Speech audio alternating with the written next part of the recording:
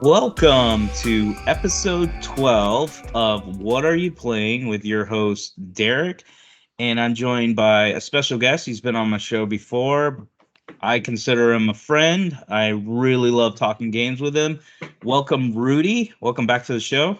Hey Derek, thanks for having me back, man. Always good talking games with you. Yeah, you and I, we've talked about this before. We're pretty identical. We like a lot of the same stuff. I For consider us, sure. I would put us in that category of like positive gamers for the most part. I agree with you. Um, so we're going to start the show off with Rudy, but we're also going to have Jesse joining us later. He's been on my show 3 or 4 times. He's pretty regular.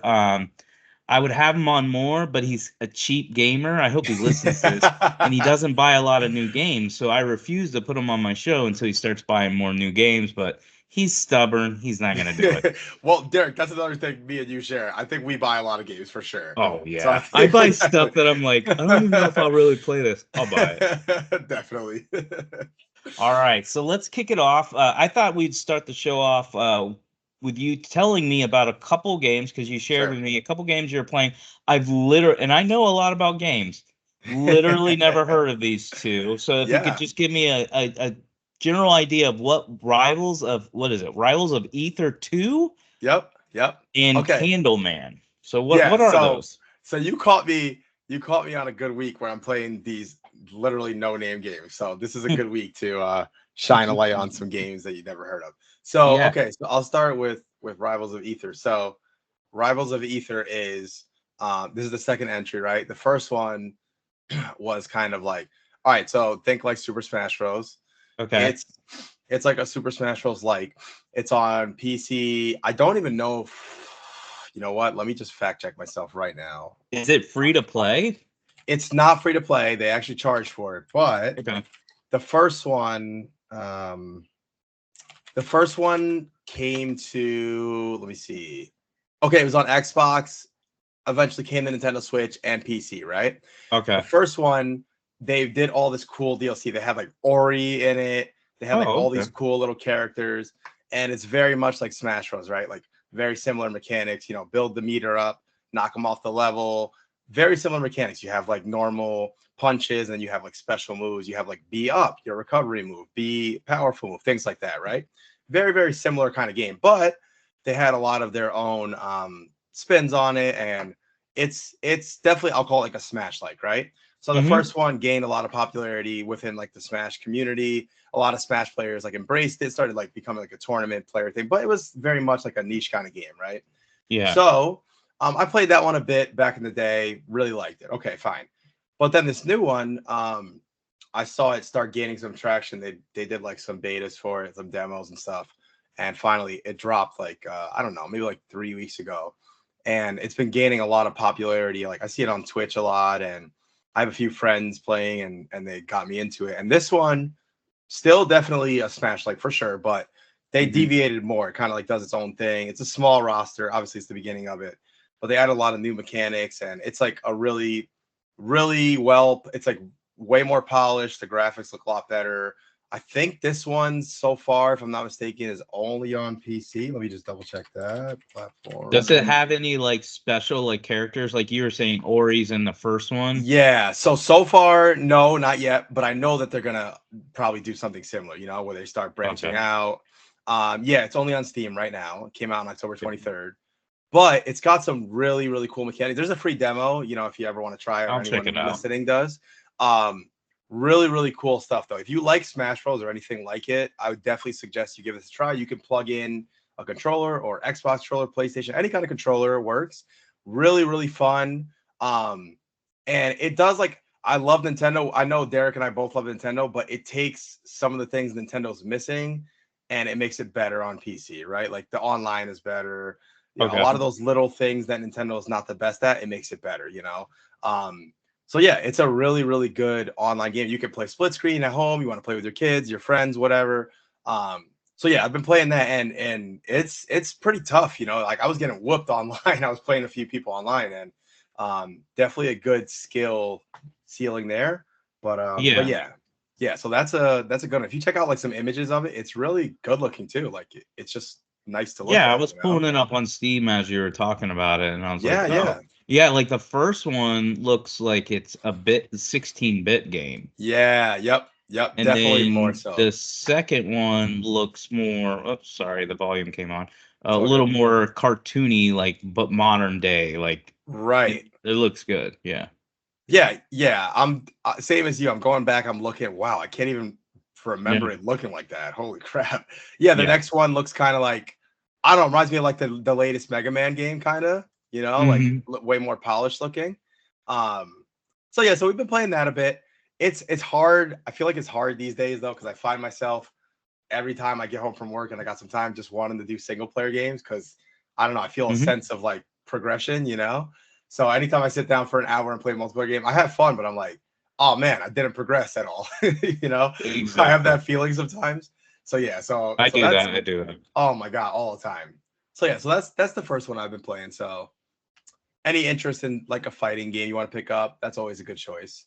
Yeah. The next no name game you've never heard of in your entire life. Okay, so this one I have No. to admit, my Steam Deck, sometimes I'll just be for no reason at all. You know, like when you sometimes you're hungry and you eat something and then an hour later you just go to the fridge again and you open it. That's Yeah. me on my Steam Deck with games. Like sometimes I'll just go to the store for literally no reason. Yeah. Look in. I'll go to like the $5 and under, $10 and under. Be like, Yeah. what's here? So one day I saw this game Candleman. I'm like, what the heck is this? So I'm like, Okay. this looks kind of interesting. So I just like wish list it. It's like whatever. And I didn't think about it. And then one day I see it's on sale.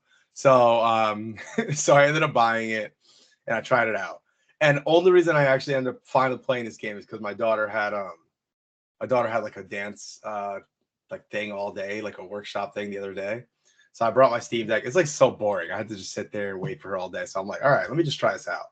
So this is what Candleman is, okay? So you play as this candle, okay? Hmm. And you're like in a little pot. You're a candle, and you go through these areas. It's like a really beautiful game, by the way. It's really, really nice looking, especially when you play on your PC. Anyway, only controls are you can move, you know, forward, left, right, whatever, all directions. You can jump and you can light your candle. Like if you hold the candle, you'll start to like burn your wick. If you go too far, hold it too long, you eventually die, right? It burns all the way down, you die. If you just press it in like little spurts, you know, you can light up for a second, light up for a second, because Okay. the game is very dark, you know, and in terms of like literally brightness. So you'll have to do it sometimes to see, like, light your way, you know. And so you do it like hold it for a second, hold it for a second to light your way. And in every level, so there's like a little story going on. It's pretty basic story, but it's kind of interesting. The candle's trying to find its way, whatever. You're in a ship, you're in the outside, whatever. Anyway, Hmm. every level has a number of candles that you want to light to. That's like a little side thing. You don't have to do that, but of course I like doing it. So it's like a puzzle platformer, not so much puzzle in the sense of you're trying to find the candles, light them up. There's like one checkpoint in every level as well. So you end up, you know, trying to use your candle to light the way, find the candles you want to light. So it ends up being like a fun platformer. It's really nice to look at. You find your way. It's not that long, really. I think there's 9 chapters. I'm on chapter 5 right now, I want to say. Oh, Each okay. level has about anywhere from 6 to 11 candles that you can light. You know, if you want to do it, or else you could beat the levels literally in like a few minutes if you don't look for the candles. Um, so yeah, so I've been playing and I think it's really fun. It's pretty creative. It's not like Mario, right? It's not like way super deep with like finding the coins or anything like that. It's pretty basic, but Yeah. yeah, I just picked it up one day and I started playing. It's pretty fun. If you look up like a picture of it or images, it's kind of weird and it's kind of dark in terms of now like subject matter, right? It's kind of weird. I Yeah. don't want to spoil what it's about, but it's kind of interesting, you know. So yeah, I don't know how I even stumbled upon this game, but yeah, it's kind of out there. Yeah, when I originally, because you put it in there, I was like, I don't know what the heck this is. And then when I like looked at it, I was like, this does not look like a Dare game at all. It's so Like at weird. all. But as you're talking about it, it's like, you know what? This looks a lot better than It's not bad. realized. Yeah, it doesn't look bad It's at all. it's like if you like platform games, you'd probably like it. It's not too I bad. do. I do like. I wouldn't say I'm like a fanboy of platform games. I get Sure. more excited for Mario. That's Right. probably nostalgia. I don't have a Right. problem with somebody putting it in the comments like, "Oh, you only like Mario because of that." It probably is, but I also appreciated like Astrobot, and I didn't care Yeah. like when I bought my PS5, I got it on launch, and it came with Astrobot already like downloaded. I remember I booted that for like 30 seconds, like, no, I don't give a crap about this. Keep in mind, I bought like 9 games, so it would have had to been the most amazing platformer ever. I just had no loyalty to it. There was no nostalgia for the game, so I was like, no, I don't care. But I bought the new one, which is layered with, Oh, so with good. tons of nostalgia. Oh yeah. But I actually, yeah, the nostalgia is cool, but the actual gameplay is fun. So Yeah. that kind of got me more into, yeah, you do like platformers more than you really Sure. realize. Yeah. Um, I think it's more, I don't know how to say this because like I wouldn't say I'm story driven, like Sure. a game has to have a great story. I'm definitely more combat than story driven, even though probably 10 years ago, if you would have asked me, I would 100% said story driven characters, blah, blah, Yeah. blah. Now I've flipped. Now I'm all about gameplay. But kind of like what you were saying earlier, when I play a game, I like to feel like I'm progressing. I like to Yeah. say I beat a game. So that means I Right. do Right. like for the game to have a story. Sure. While platformers, you beat them, you're not beating them for the completion of a story. You're not like, oh, Sure. what's the plot twist at the end? Right. Right. Of You're course. just playing them for fun. So if they don't engage you in that way as far as being super fun, I sometimes lose interest. But Yeah, I for get some that. reason, and maybe it's just the hype of everybody playing them at the same time, Mario games, I never lose interest. I will say I really liked Astrobot, but I only got to World 3. I Okay. didn't make it all the way through. I do still have it downloaded. I would imagine it's going to be a game I dabble back into. Sure. But yeah, not a fanboy of platformers, but generally, in general, I do like them. Yeah. Yeah. Astrobot. I get what you're saying because I could totally see dropping off of it. But for some reason, it like did something to me. I got obsessed with Did trying to you collect finish it? every. I did.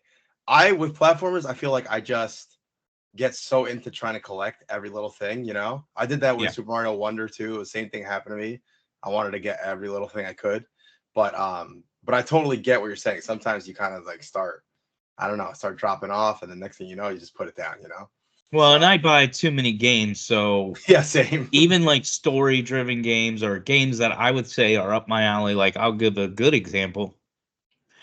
I should have bought, played, and beat Space Marine 2 Oh yeah, right away. That's a Derek game. It's got that Gears of War vibe. It's a sure. beautiful game on my PC. Yet I played maybe 30 minutes of it and was just like, no, I'm gonna go to this other game. And I I'll hate when I eventually do that. come back, but I do that so often. I just buy so many games. I have my list of what I'm pre-ordering. I buy it, and then usually, let's say 2 or 3 games come out within a few days of each other, I usually get stuck on one and become obsessed with that. Well, that means Yep. those other two are on the back burner. But the good thing I can say for those listening are like, well, that means you buy too many games. You should be buying them one at a time. Well, first of all, I don't know which one's gonna hook me. And second That's of true. all, I always do come back and beat games. I beat Same. like 45 to 50 games a year. And yes, I'm a responsible adult who works multiple jobs. I've got Yeah. 3 kids. I'm responsible, but when it comes to gaming, like free time, I like to lock in, knock a game out, move on to the next one. Yep. So Yep. I'm the same. I'm the same as you. And you yeah. already know my most shameful example of what you're talking about is still Zelda. I don't know. That is the most Rudy game that I can think of ever in my entire life. And I don't know why. I have no reason for why I've not beaten Tears of the Kingdom. It's so ridiculous to Yeah, me. I So, probably should go ahead and condemn you again, oh especially since my you're kicking off God. the show with, I "Hey, know. I'm playing Yeah, Rivals of Candleman. Aether 2 and I'm, Candleman." I'm playing Candleman over Tears of the Kingdom. So let's before Jesse Uh, joins, let's move yeah. to a couple games. I know one you finished. I'm guessing the second one you have, and that's Alan Wake 2: The Lake House, which is DLC. I don't Yeah. think it was very long. Did you finish that? I did not finish it yet, Oh, only okay. because I just got so busy with other games and stuff, and I feel like Alan Wake. Whenever I play it, I really need to be. Hold on, buddy. Okay, thank you. I really need to be in like kind of like the right mood to play that game. You know, Yeah. it's so I don't Did know. you beat? Did you? I take it you beat the main campaign. I did, and I really liked it, and I beat the other DLC that came out for Alan Wake, which I thought was also really good. Um, sorry, there. Hold on. All good. All good. What happened? Oh, you're okay. I beat the other Alan Wake DLC, which I thought was really, really good and fun. But that was quick. That was like an hour and a half. It was 3 episodes. Yeah, I think the second one is too. I think they're both like really short. I haven't played the DLC, even the first one. I have the expansion. I think I bought it on Epic Game Store. I did beat the main campaign. Let's talk about the main campaign just for a second because I want to get your take on it. Yeah.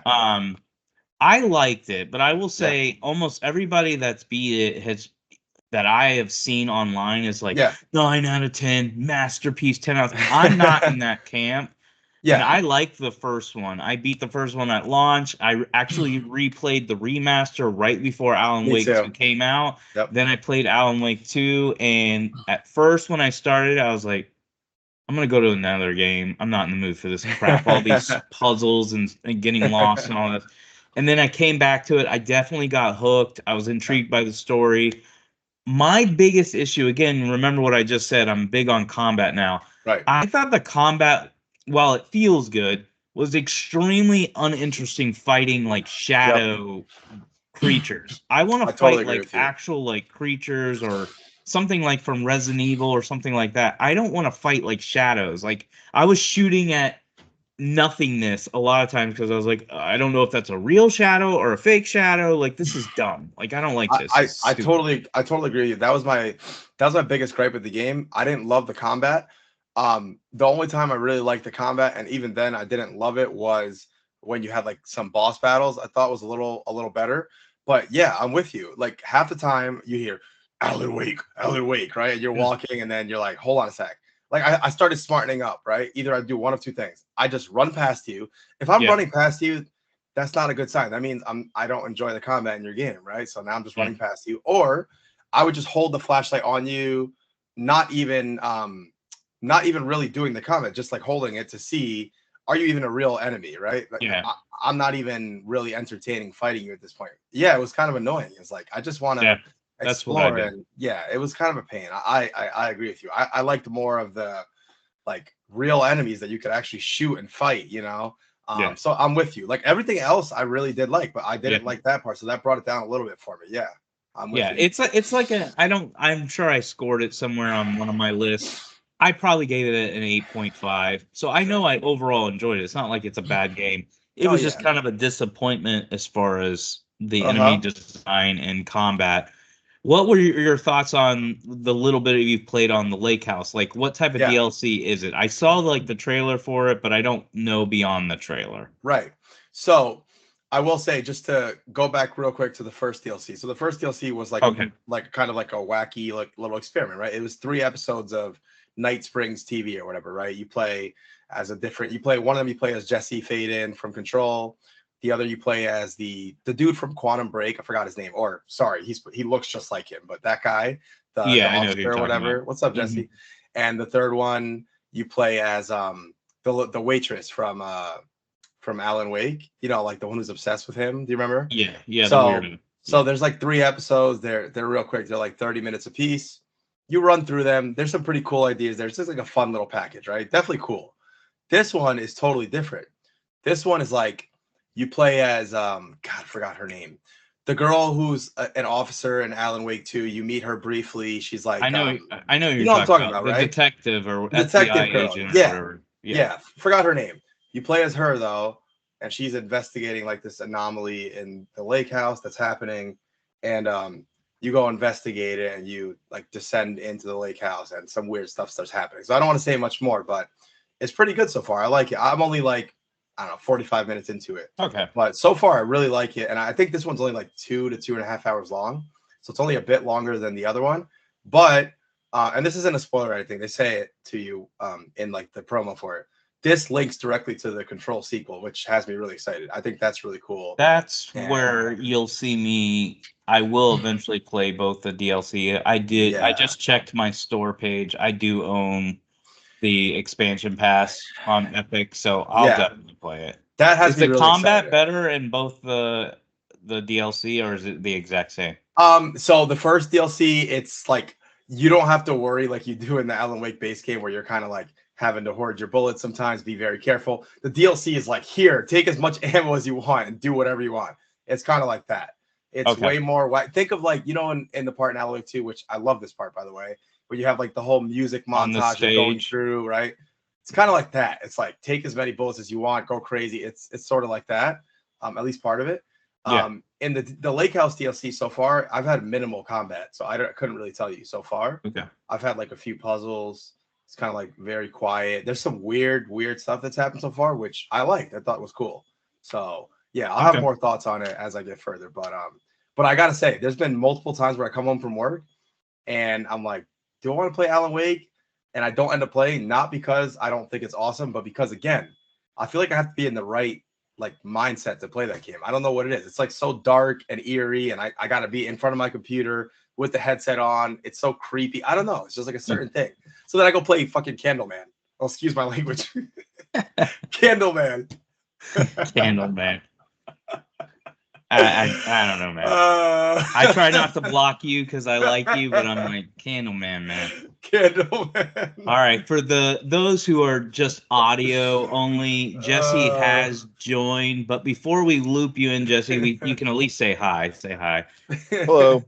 Hey, before we bring Jesse into the conversation, because there is a game that both Jesse and Rudy have played. I think both of them have beat it, so I'm going to have Good a deep timing. dive on that. But before we do that, I want to get your impressions on Legend of Zelda: Echoes of the Wisdom. Did you finish that one, or did you play it just a lot? I did finish it. Yep. And what's your thoughts on that game? I had Tim on for my last episode. Yeah. And I think he was at the end. He may have finished it, and he loved Okay. it. He was like obsessed with it. Yeah. So I've tried to be, every time I come on here, I try to be super candid. And I really want to make this absolutely clear. Like, I think that some people will look at this game, especially people who maybe don't play all of the Zelda entries, maybe people who play like the big Zelda games, like the 3D ones, and skip Yeah. these. I want people to understand this is a really, really good, legitimate entry into the Zelda franchise. Like, I think that sometimes people will look at this, they'll think like, it's just like a side game. It's not as good. I want people to take that out of their head. Like, this is a really, really good game. They are doing a good job with really learning to take some parts from the big, huge entries and putting it into this and doing a good job of mixing it up, right? This is a top-down Zelda entry, but they've taken so many great ideas from the ones that everyone loves, like the big, huge 3D games, and doing a good job of implementing those ideas. And what maybe name one or two Sure. ideas that you feel like they took from like maybe a Tears of the Kingdom and put Yeah. it into this game. Definitely. So first, I'll start with like some basic stuff, right? The UI, the overworld, the maps, and everything. They've taken that directly from that, which I'm so happy about. Even the Okay. way you manage like your quest log, the maps, and everything, directly from Tears of the Kingdom, which I thought was so smart, so much better than the way they used to do it, right? Like if you look at the menus and everything now, it's such a better experience. Like the UI is brand new. It almost looks exactly like Tears of the Kingdom, which I was super happy about, right? But then on a bigger note, the overworld now is so much better than it used to be in like think like some of the older games. Like if you go way back, like Minish Cap or even that Link's God, what's the one that they remade? Link's Awakening or even Link Between Worlds, right? Like those were good games. But in my opinion, the overworlds were not nearly as good as they are in this game. In this game, you truly have way more freedom than you do in some of those older games. Like you really can. Is it like an open world? Yeah. It's obviously it's not as big as those games, but you really do have a lot more freedom than you did in the past to kind of branch off and go wherever you want in whatever order you want. You know, it doesn't necessarily have to go the way. You know, they used to say like in some of these games, like, yeah, do whatever you want, but it's very like limited. No, now it's like really, yeah. They've really implemented a lot of this stuff in a better way. The combat in this game, brand new, very, very different than anything that's come before it. Because remember, you're playing a Zelda now, right? You don't have the same abilities you did with Link. So now you really have to rely on you know how in Tears of the Kingdom and Breath of the Wild, you can like quote unquote break the game in ways like you can solve something or defeat an enemy or get to something way higher than you in a way that you weren't supposed to. Well, this game you could do that too, which I thought was really cool. Like, let me give you an example of something I did, right? So I was trying to get up to an area above me and I was stuck on it for like 20 minutes and I just couldn't figure out how to get it. It was like I was in an underwater area and there was a current that was shooting to the left, right? It was going left. I was trying to swim past it, could not get past it. There's a treasure chest up top with some important thing I wanted to get. I'm like, how do I get past it? Can't figure it out. Now, again, Zelda has access to all these echoes that you've collected.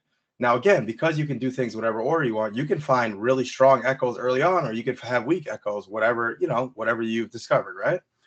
So early on, I went into like the Zora area way off in the distance, like early on, and I found this really powerful like shark echo. And he killed me a lot, but I was able to get him. So now I have this shark echo, right? Each echo takes a certain amount of like little triangle. They're like little energy, whatever you want to call them. Each echo requires a certain amount of energy, right? As you progress through the game, you gain more energy. There's like these rifts you can do that are optional that allow you to get more. Basically, everything you do gets you a little more energy. These rifts especially get you more energy, right? Okay, I found this shark early on. So I'm like, oh, this shark is really strong because I tried other like aquatic echoes and I tried to shoot them out. And you can like, if you like shoot your little guy towards, sorry, hopefully this is making sense. If you shoot your little guy towards the echo and you hold the R button, you'll like attach yourself to the echo and whatever the echo does, it will like string you along with it, right? So I try to shoot like little fish at it, little fish echoes. They're not strong enough. The current pushes them, right?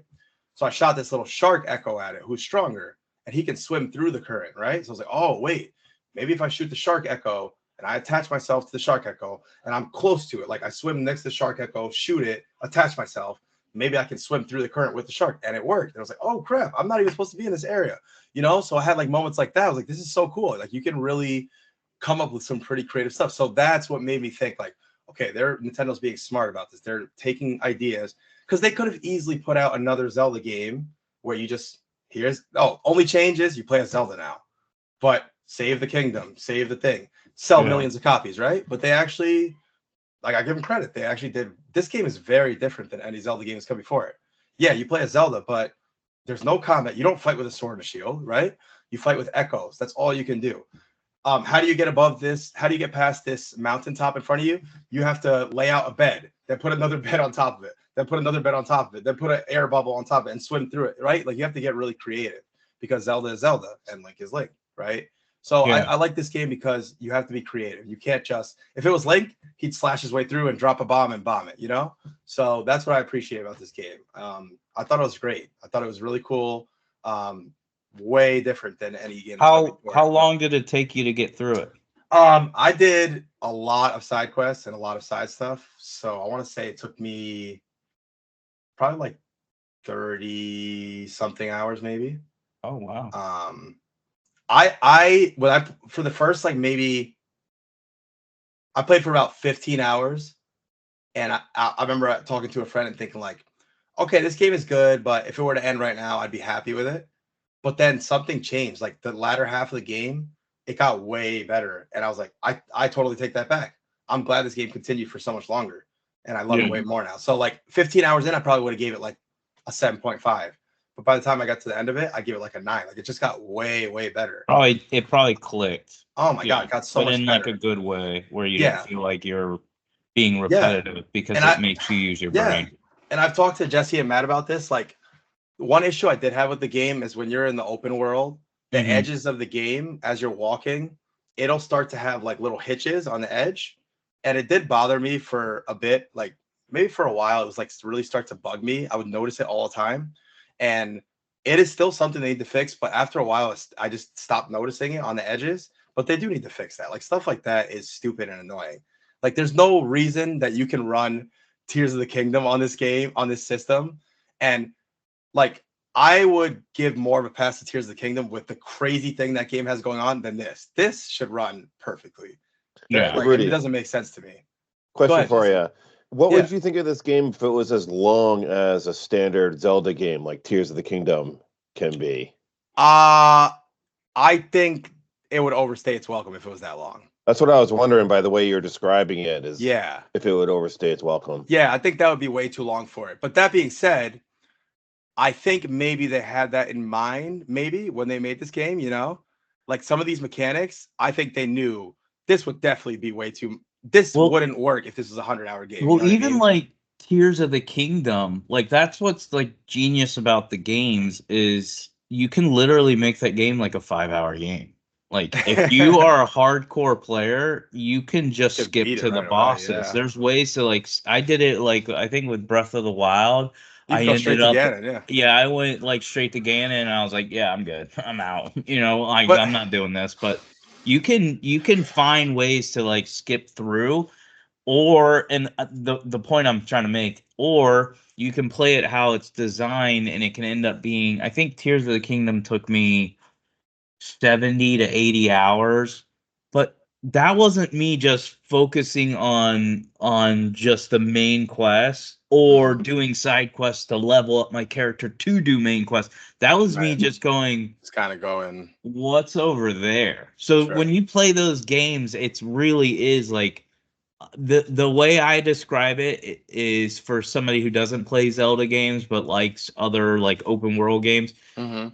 The game that made me feel like I was playing a Tears of the Kingdom or Breath of the Wild would be Dragon's Dogma, especially the play that first game. one.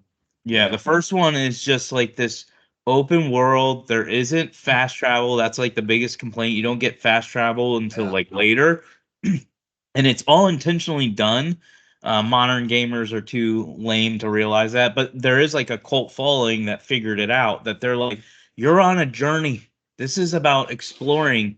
This isn't about beating a story or going from one main mission to the next. And even the Sure. second one is kind of designed that way, but they definitely were like, let's focus more on the story and having missions.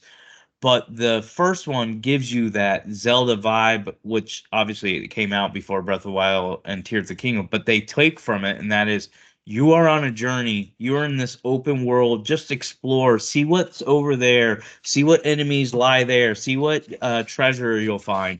I enjoy those games. I don't want every game to be that way, but I Sure. do enjoy when a game's like that. So once I did start Echoes of Wisdom, Okay. and I was like, oh, this is pretty cool. I will say when I first started it, because I'm a Link dude, and Link Mhm. means I want to go fight things. Of course, yeah. Her combat style is like, oh, you want me to At use first, my it's brain? rough a little bit. At first, it takes some getting used to for sure. I hated it at first. I'm like, what is this? Yeah. Wait, an enemy's fighting me. I'm gonna put down a box. I'm gonna throw a box at him. I'm gonna put down a bed. So that's why I think it's going to be one of those games where I will have to get in a rhythm Yeah, and yeah. learn the systems and go, okay, I know how to attack this situation and I'll Sure. enjoy it more. I know I'll play it. This isn't Sure. one that I will. In fact, I don't remember if I talked about it on the show or if I did it after I recorded with you guys, but I went back and beat, what is it, Link's Awakening, the Oh remake? yeah, the remake. Yeah. I literally beat that right before Echoes of Wisdom came Oh, out. did you? So I got my fill of that top-down Zelda before this one came out. So once I started this, I was like, let's play something else. We got all these other releases. I'll Oh, come back okay. to this one We'll though. have it there. Yeah. Yeah. Yeah. I totally get what you're saying though. What I would encourage for when you to do when you do go back to it is if you feel that way now, just go off the beaten path. You know, when it opens up, go start exploring, find some other echoes from some cool stuff. I will say, I won't say what, but when you get way farther in the game, you can find some echoes from some enemies from Breath of the Wild, which I thought was so awesome. So Okay, cool. there's some pretty cool stuff you could find. But All yeah, right, yeah, little overall, nostalgia in there. Okay. yeah, overall, I thought it was a pretty solid game. So I liked it Awesome. a lot. Yeah. All right, so let's transition over to the game that I believe both of you have beaten. And before we jump into it, I want to say this. While I wouldn't categorize this as a Derek franchise, I did like the first one. Okay. I did start the second one and never finished it. And then I did beat the last one. I think it's like a Colors game. True Colors. Okay. True Colors. And I really like True Colors. Okay, good. So even though it's not a Derek game, I actually like this franchise. So I am talking about Life is Strange, Double Exposure. Let's start with you first, Jesse, since you just got on the show. What's going on with this game? What's your thoughts? Did it meet your expectations? Are you a fan of the franchise? I would Yeah, imagine so. I am a fan of the franchise, but I do think the franchise has some serious ups and downs. Yeah, I agree. So I went into this game wanting it to be good, but going in a little hesitant on what my expectations would be. But I'll admit this game cleared all my expectations. I think it's really good. It's the best Life is Strange game since the first one. Okay, good. It's not as good as the first one, in my opinion, but it's just a step below it, and I think it's better than True Colors was. Is this a direct sequel to the first one, though? Yeah, I would say it I would is. say so. Okay. Yeah, because they do talk about things that happened in the first game, like Max's experience with Arcadia Bay, and Right. there's lots of references to Chloe and things like that. So yeah, I would say it's a pretty direct sequel, but takes place years afterwards. Right. So, without spoiling it, and because I can't remember, it didn't in the first one at the end there was like drastic different endings. So do they in this game have like a ending that they decided this is how the first one ended and then this is how the sequel plays on, or do they just kind of ignore it and act like that didn't happen? Nope. So basically, what happens is there's this time where you're sitting at the bar talking to your new best friend, Right. and she asks you about your past, essentially, and it provides you the opportunity to make a choice about what happened. Okay. What your canon is. Okay. Based off that, what Jesse's saying is true, and then based off that, it's very easy for the game to sort of fill in the blanks because that character never directly presents themselves in the game. It's almost through either text message or journaling. So it's like they can easily sort of fill that in. Okay. So overall, you're happy with the game. It hooked you. Yeah, I mean, it had some tough competition. It came out when Dragon Age: The Veilguard came out. So. Yeah, I think the whole mechanic of switching timelines, which is a new one for the series, I think they did that pretty well. I think that kind of mechanic can be difficult to pull off in games sometimes, and in other media also, in like movies and shows, can sometimes be pretty cheesy. Yeah. But I think they did a pretty good job with it in this game, and the way that the two timelines are presented to you are drastically different. And it's interesting because you meet all of the same people in both the different timelines, but you have to almost try to remember what you said to them in each individual timeline because they will react to you differently. Yeah. Awesome. So Rudy, what's your thoughts on the game? Yeah, so I just want to say I think it's so funny that Jesse and I disagree on so many games, but the one game that brings us together is Life is Strange of all games, which is it's so hilarious. That's pretty gay, so it makes sense that it would bring you two gay guys together. No, I will say, so I personally, my experience with these games is like Jesse said, I absolutely love the first one. I thought it was fantastic. The second one, I know people don't love. I kind of like the second one. I get why people don't like it. I thought it was pretty decent. The Before the Storm, thought was pretty decent as well, and the True Colors I really liked. Right. So Before this one, the Storm, what was that? One? That was like the prequel. Yeah, it's like the prequel expansion to the first one. Oh, I never played that one. Where you actually play as Chloe as the protagonist. Okay.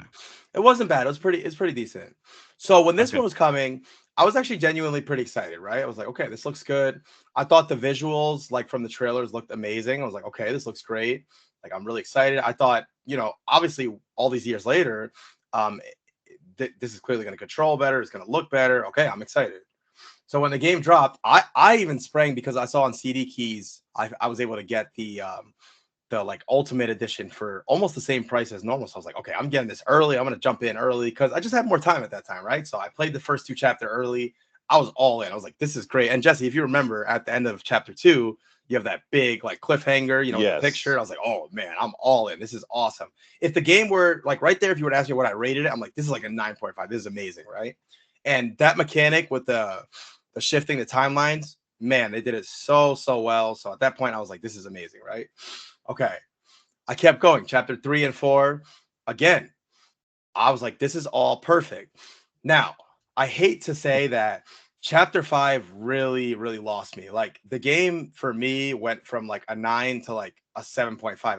I just felt like the game in chapter 5 really fell apart. And it really breaks my heart because I feel like they had so much momentum and things were going so well. And I just feel like I don't know, Jesse, if you'll agree with me or not, but okay, there are a lot of threads that were going that I just never got answers to. Like I'll be vague here as to not spoil anything, okay? There was a part with someone who was looking for answers from them, an officer that just kind of like disappeared, so to speak. I never heard anything else about it.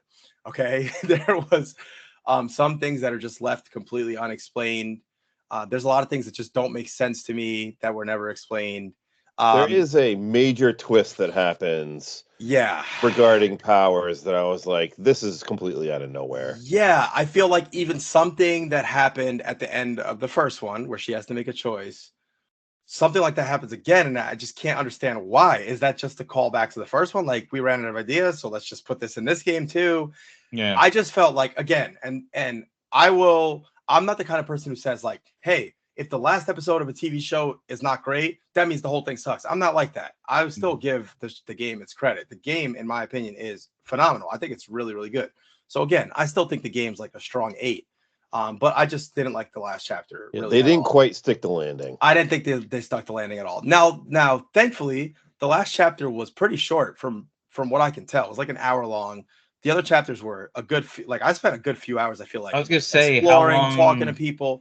I feel like I don't know, game? Jesse. You feel like each chapter was at least a few hours long. At least Yeah, I could tell. I think it really depends on what kind of game you are. If Yeah. you're going and interacting with everything that she can interact with and talk about, then it'll be a couple hours. But if you're just like that's a bulleting hell to each like I person would- that you need to talk to progress the story, you'll Yeah. probably get through each chapter in an hour and a half. Yeah, Okay. yeah, true. There were 1 or 2 times where I got a little stuck, like in terms of because they do a good job of making you kind of, you got to work for it a bit because they'd be like, hey, they call the worlds like dead world and alive world or whatever you want to call it, where she's dead or she's alive, your friend. So sometimes I'd be like, hey, well, where is this guy? I don't remember where I left him or where I have to talk to him or whatever. So I want to say each chapter would take me at least 2 hours or so. But yeah, I thought the actors were so good. I thought some of the supporting characters were so well done, especially some of the main characters. Like I really liked her friend Moses, and I liked Safi, which was 2 of the main characters. See, I liked Safi in the first 3. Well, she started to get annoying towards the end. Yeah, I really liked her in the first 3 episodes. Then the last 2, I was like, okay, I'm gonna nope out of this character now. Yeah, I could agree with that. Even some of the minor characters, like the character Gwen, I thought was a good character. Vin was what's awful. Vin was annoying. He annoyed me. Yeah, for sure. Even some of the characters who were meant to be like more villain-like, like the guy Lucas. Like I thought he was a good like villain-like character that we're supposed to not like. And anyway, I thought the characters were well acted, and I thought it told a good story. One thing I've always found weird about Life is Strange, and I feel like all the games do this. You'll be in this like really tense situation, and all these icons for like random things that you can comment on keep popping up, and it's like, who in their right mind would be going and looking at this random painting while this really intense thing is happening? Oh man, it's so funny. It's so true. Yeah. Overall, I thought it was a good game. I thought it did a good job of bringing Life is Strange back to the forefront. And from what I can tell, it seems like there's going to be a sequel to this. It seems that way, at least.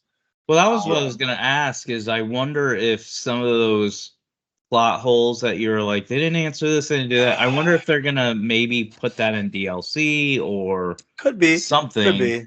But I don't think there'll be a DLC, a lot of but them, I really think they're setting this up to be like a whole universe at this point. Could be. It'll make more sense once you play it and see how it ends. But I will play it. I'm just going to wait for a price drop. I think they're really setting up something specific. Okay. So overall, about an 8 for you, Rudy. What would I you would say, score, Jesse, if about you an were 8 going or to score? so. I was a little I'd probably disappointed. go about an 8.5. Okay. Where you the really original enjoyed it. Life is Strange would be like a solid 9.5 Yeah, for the it. original's Oh, okay. unmatched. I mean, God, what a game. I remember liking the original. I just don't know. I honestly can't remember much. I really can't. I remember thinking this is pretty cool. This is when, The Walking Dead was huge. So this was like Yeah. more of like a high school / college version of The Walking Dead. And I was like, oh, this is pretty cool. But I then started dropping off those type of games. Like it's hard to get me in the mood to just walk around and talk to people when one of my biggest complaints, and I'm gonna complain about it in the next game we talk about, is the talking too much in games. I'm like, can you please shut up?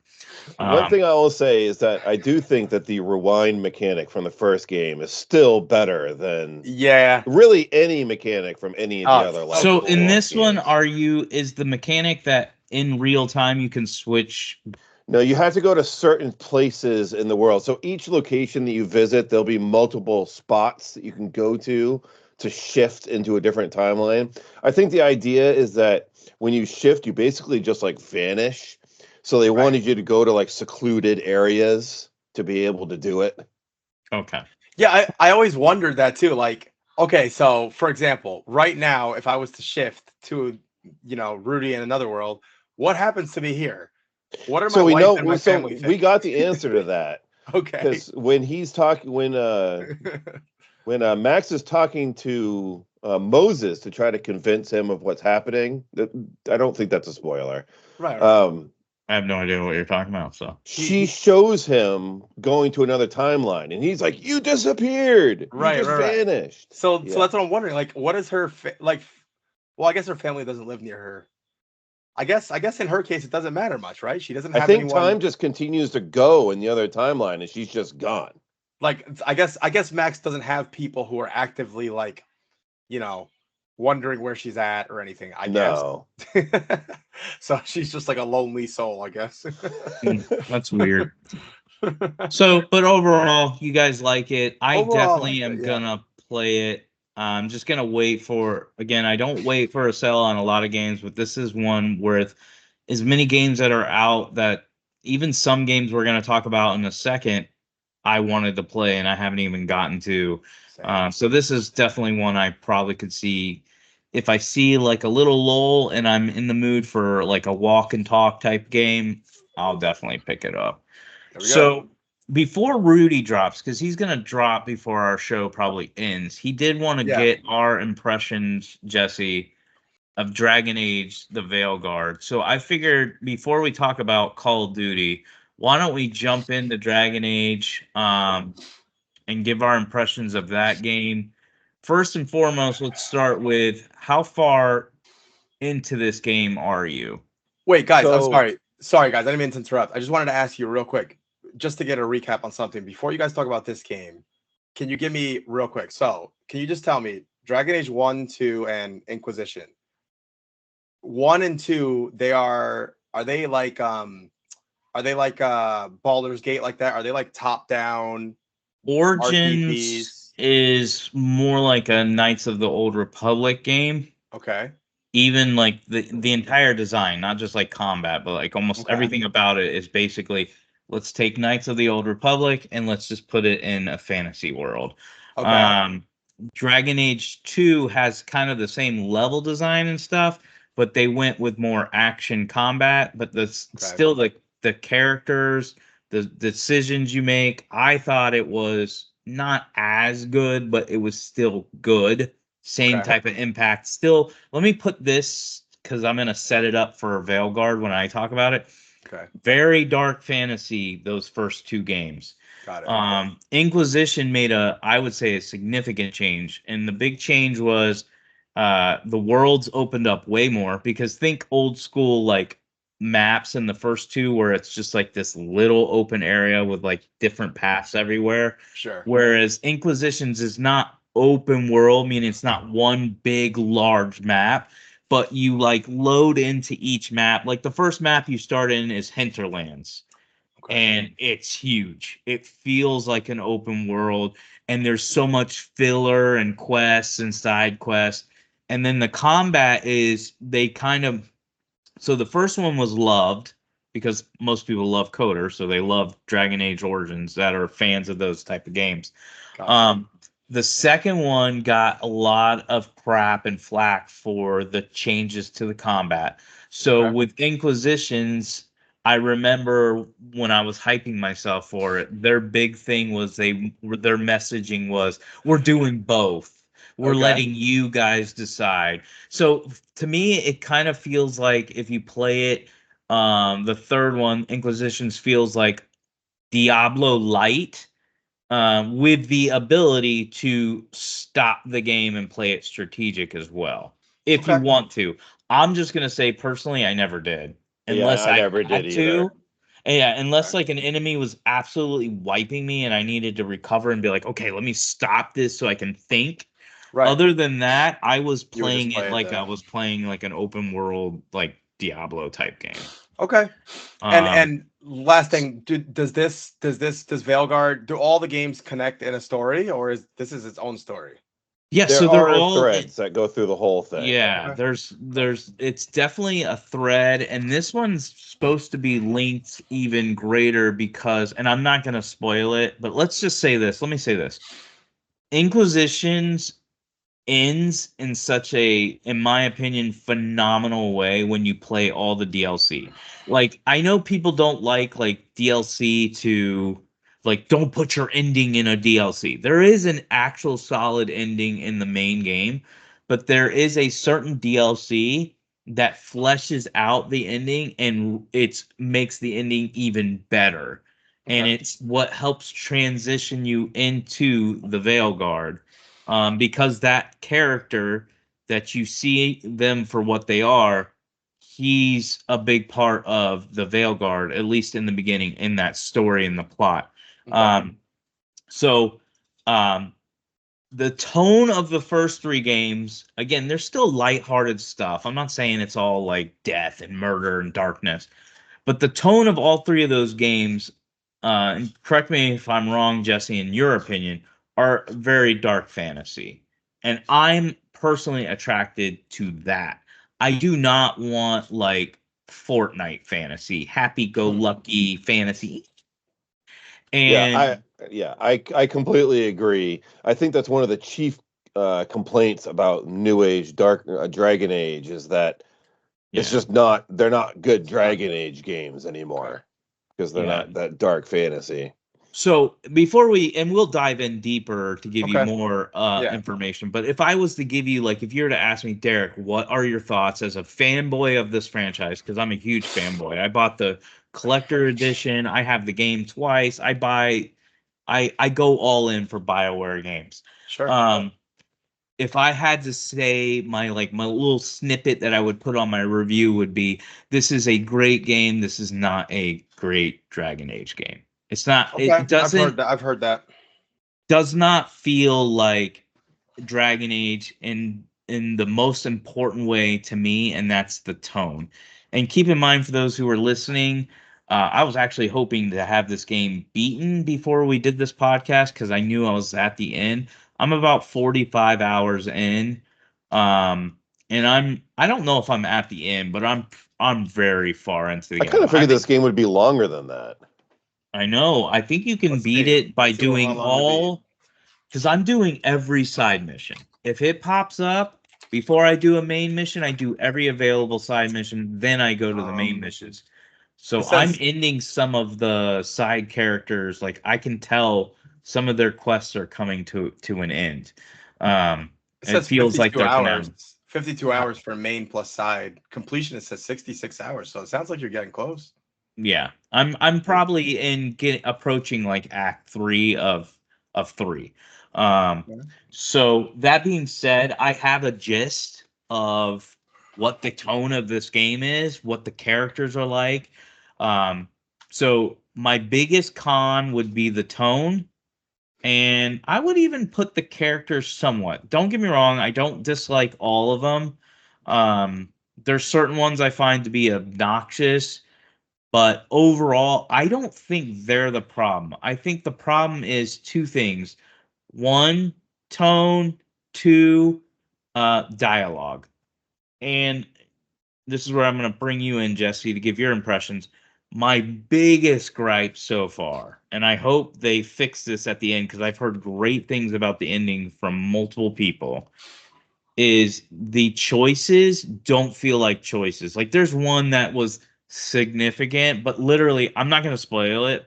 They were totally trying to do a Baldur's Gate move here. But like you make this choice, you have this choice between two characters, you can help one and ignore the other. I choose to help one. That means the other one's mad at me. Dude, they're mad at me is like so freaking lame. I do not even feel like they're upset with me. They just take a couple jabs at me, and then all I have to do is help them a couple times later, and they're just like, you know what? I love you. You're so great. And I'm like, this is Just out of so curiosity, dumb. because I don't think this will be a spoiler. Which town did you go to in that choice? I went with my favorite side character, and that is I'll just say he's Italian, or he sounds like he could be in a Mario game. Let's just say that, or The Sopranos, if you want to go a little darker. I went the same way. Yeah. So it just a lot of the choices are not huge and they're not dark. So there's no weight. And then if there is like supposed to be weight, all your options, like there was like one dialogue option where the character, something happens and they give me four choices and I wanted to be rude to the character. I didn't like the character and I didn't want to say anything nice to him. Every one of the options were supportive. I'm like, this isn't RPG. That's You're annoying. controlling the way you're just telling me to say it differently. That's all they did. And then the other thing is when you do select an option, some of them they'll make it sound like you're being a badass, like shut up, you're dumb, will be like the option choice, and you choose it and she'll be like, you really should reconsider your words. God. I said, shut up, you're dumb. You said you should Did they forget the days reconsider. of Commander Shepard punching that reporter? Come on, we have to go back to those days. I know, like, let me be a little bit brutal. So those are my negatives. My pros are the combat That's is phenomenal. that's Bioware of today, though. Yeah. I don't know if you remember Mass Effect Andromeda, which is a game I actually really did enjoy, I really despite all liked the it. I like negativity. Andromeda. But the dialogue was the exact same way in that game, also. Yeah. It It's didn't feel like there was a lot of weight. Um, I did like some of the stuff in Andromeda. There was a lot of mystery and stuff that I was like, oh, I want to see this play out. Like I really wanted a sequel to Andromeda because there was some cliffhangers that I know they did. Like it wasn't just bad writing. They literally did it because they had planned a sequel. They planned a trilogy for that. Yep. This was supposed to be the new trilogy. And because so many people hated it, they were like, oh, well, we don't get to finish explaining some of the lore or decisions that you're making in this game. Too bad we never So got there, that. there was some dark stuff in Andromeda, but yes, the But I characters just are mean the very much written. dialogue, the way Yeah. people talk to each other. It's all very supportive and jokey, which Yeah, is it's very positive similar. Patty the whole time. And I'm Yeah. like, why I understand like I'm a leader or whatever, and even in my real world, my real life, I have leadership. Like I'm in positions of leadership. I understand you can't be a jerk all the time, but I also understand anybody who's a good leader also understands you cannot be positive Patty at all times because subconsciously those people that you're leading, again, most of it's subconscious, not conscious, they'll be like, you're weak, I know I can get away with this, you're never going to come down on me, there are no uh Consequences. consequences to what I did. And that's what the game feels like. It feels like no matter what you do, girl, I got your back. And it's just it's very, I'm not going to say the word that's been thrown around. It's woke. I'm not going to describe it as that. I get it. But it is written in that way of like, it's like we want to force a positive message in all scenarios. And it's like, no, let the player decide whether this is going to go in a dark direction, evil direction, or in a positive direction, and none of the game is written that way at all. Especially considering this is like world-ending events that are happening. Yeah. And in that kind of scenario, not everybody is just going to be happy-go-lucky. It's completely unrealistic. Yeah. So that's my negatives. My positives are I love the combat. It is a gorgeous game. Like Rudy, if you play this on PC and you max it out, I'm sure to look. dude, it's absolutely gorgeous. Jesse, you're playing on Xbox. First and Yes. foremost, tell me what your thoughts on how it looks and runs on Xbox, and then give me your impressions of like what's your pros and cons. And for those that don't know, give us a little bit of your history on the Dragon Age games. Like what where are they at in your all-time favorite franchises? Very, very high. I've played all of them multiple times. I think I played through the first one 3 or 4 times. Inquisition, I beat, I think 5 or 6 times. Like, dumped a lot of time into this series. Nice. Initial thoughts on Veilguard is that it's a good game. I think it is probably the worst Dragon Age game. It is easily the worst. Unless the ending's amazing, where I'm like, oh my god, this is awesome. It's definitely the worst for me. What I'm finding is that while I'm playing it, I'm really enjoying it, and because the combat is fun, like you said. Though I do have one complaint about the combat. I wish I could control the other characters. Yeah, I wish I could move around. They were wish I trying to wasn't do stuck with like a one person. melee Mass Effect type deal. Yeah, I don't know. With all the other Dragon Age games, you could control all your party members, and with the exception of 2, because I think you were always Hawk. I think you were always Hawk. No, yeah. I'm pretty sure when I booted that up not too long ago, you could control other ones. Switch to a companion. I'm pretty sure. So that's a change to the series that I wasn't a big fan of. But honestly, that's a fairly minor gripe. The whole comboing abilities is awesome, similar to the way you could do it in Mass Effect. Really, really cool. Okay, that's good. Everything runs very fluid. I honestly don't know what the FPS is on Xbox for this game, but it seems to be running pretty darn smooth. What mode are you playing on? So I've been switching between both because it's 30-60 based off of what you choose. If you go quality, it drops to 30. If you do whatever it's called, performance, I think it jumps up to 60. Because I have it on PS5 too as well. So the performance does run a bit better, but I have to say, in performance mode, it looks not great. Okay. So I've been playing it mostly in quality mode, and it still runs fine. Okay. Yeah. Stays as stable. It's good. I mean, I know, Rudy, you're a little bit of a frames per second snob, but that's why I say go PC, because it's really, really optimized really, really well on PC. On PC, like that's the biggest compliment about that's the most important thing, to me. It's optimized real well. So on my rig, I can get easily 80 to 100 frames per second, maxing everything out. I'd rather they optimize it well more than anything else, honestly. Like, man, like if you take the time, that's why some Microsoft games, like I remember Gears of War 5, I was like, this is crazy. And Destiny, I was so impressed. I was like, the way that they did this, they need to do more of this. Like Xbox, when they put games on PC, they really take the time to optimize it well. Like if only PlayStation would do this with their PC games now. Sometimes. So some of them. How far into the game are you, Jesse? Because like I said, I'm about 45 hours in. I feel like I'm getting closer to the end. Where are you at? I just finished the initial companion quest for the last companions that you get. So I think I'm 20 to 25 hours in, I think. Okay. So I guess based on your numbers, I'm probably about halfway. Yeah, I would imagine you're halfway. I would say, you know what's funny is I was watching a good amount of reviews, not from the outlets. I actually went to the YouTubers I trust, and a lot of them were saying, towards the end of the game, I put it on easy. not because the game was hard. By the way, the game is not hard at all. Game's so easy, It's honestly. really I've been thinking easy. about bumping up the difficulty. Yeah, they were like, I put it on easy just to get through the game because it was just like the enemies are spongy and I was just getting drained.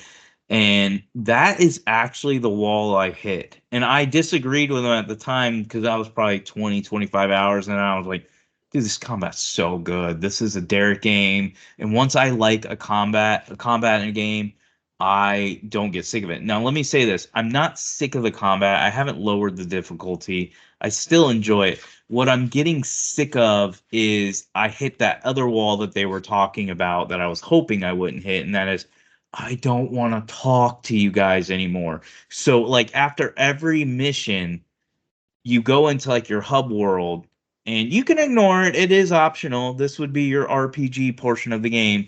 Um, they put an exclamation point on like every character. Yeah.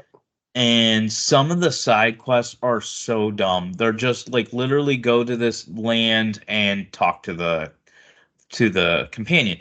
Now, that wouldn't be bad if the relationship or the arcing story of that companion was interesting. Now, some of them are interesting, or at least they start out interesting. But over time, I gotta say, even the ones that I was interested in, like one I just finished, I'm not gonna say their name. I just finished, I believe I've finished his full arc. And something significant happens to him, and I'm like, I don't care. I don't want to hear you guys talk about this anymore. You've been talking about it forever to the point where I don't care. So my issue that I'm complaining about is the pacing of all of this. I feel like the pacing of this game is like, okay, we gotta pad it. It's an RPG. Let's just throw a bunch of stuff at them for them to do. And we want to make the characters interesting, so we don't want to just have them do combat. Let's go have them talk. But again, if you're gonna have me talk to these companions and grow a relationship with them, let's at least have interesting stories. And like I said, most of them aren't interesting. Most of them are like, I don't care. The ones I do care about, I'm like, okay, there's a little bit of cool stuff going on here. Right. And even the ones that started out cool, like I said, ooh, there could be a plot twist. The plot twist was dumb. The way it was executed was done poorly. So my biggest complaint is definitely dialogue. The writing is really, really bad. The facial animations are bad. Oh, really? I'm surprised to hear And I that. said this in my chat to Jesse and Rob as they were hyping the game, and I was definitely the one in the chat that was the most negative going into the game because of stuff I had watched on how it was being developed and how it was being written. And I was like, oh my god, this is gonna be woke garbage. I'm gonna hate it. I know I'm gonna hate it. And for those who don't know, even though I'm anti woke, you will never see me post online about like I'm not one of those like guys who looks for it so he can Right. make a video or a post to complain about it. I Right. can look at it, see it, disagree with it, and then ignore it. But my concern with this game was that it was going to go over the board and just pound you like, hey, this is a class, and I'm going to teach you on how you're wrong if you don't agree with our standards on all these issues, right? I'm not even talking about one particular issue, about everything across the board. That was my concern.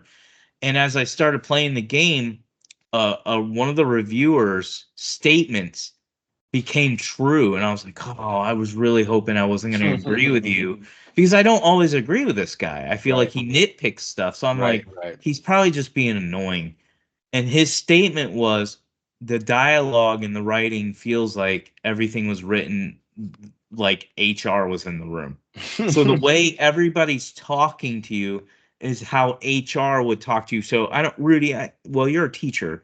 I Yeah. don't know if they make you do like trainings where you have to watch like HR training videos. Yeah, definitely like They're yes, really yes, bad. definitely. They're It's like cringe really bad, like, silly, cringy Bob, stuff. don't you get how you're being so offensive to Janet? It's so silly, You man. should Yes. stop being a bigot, Bob.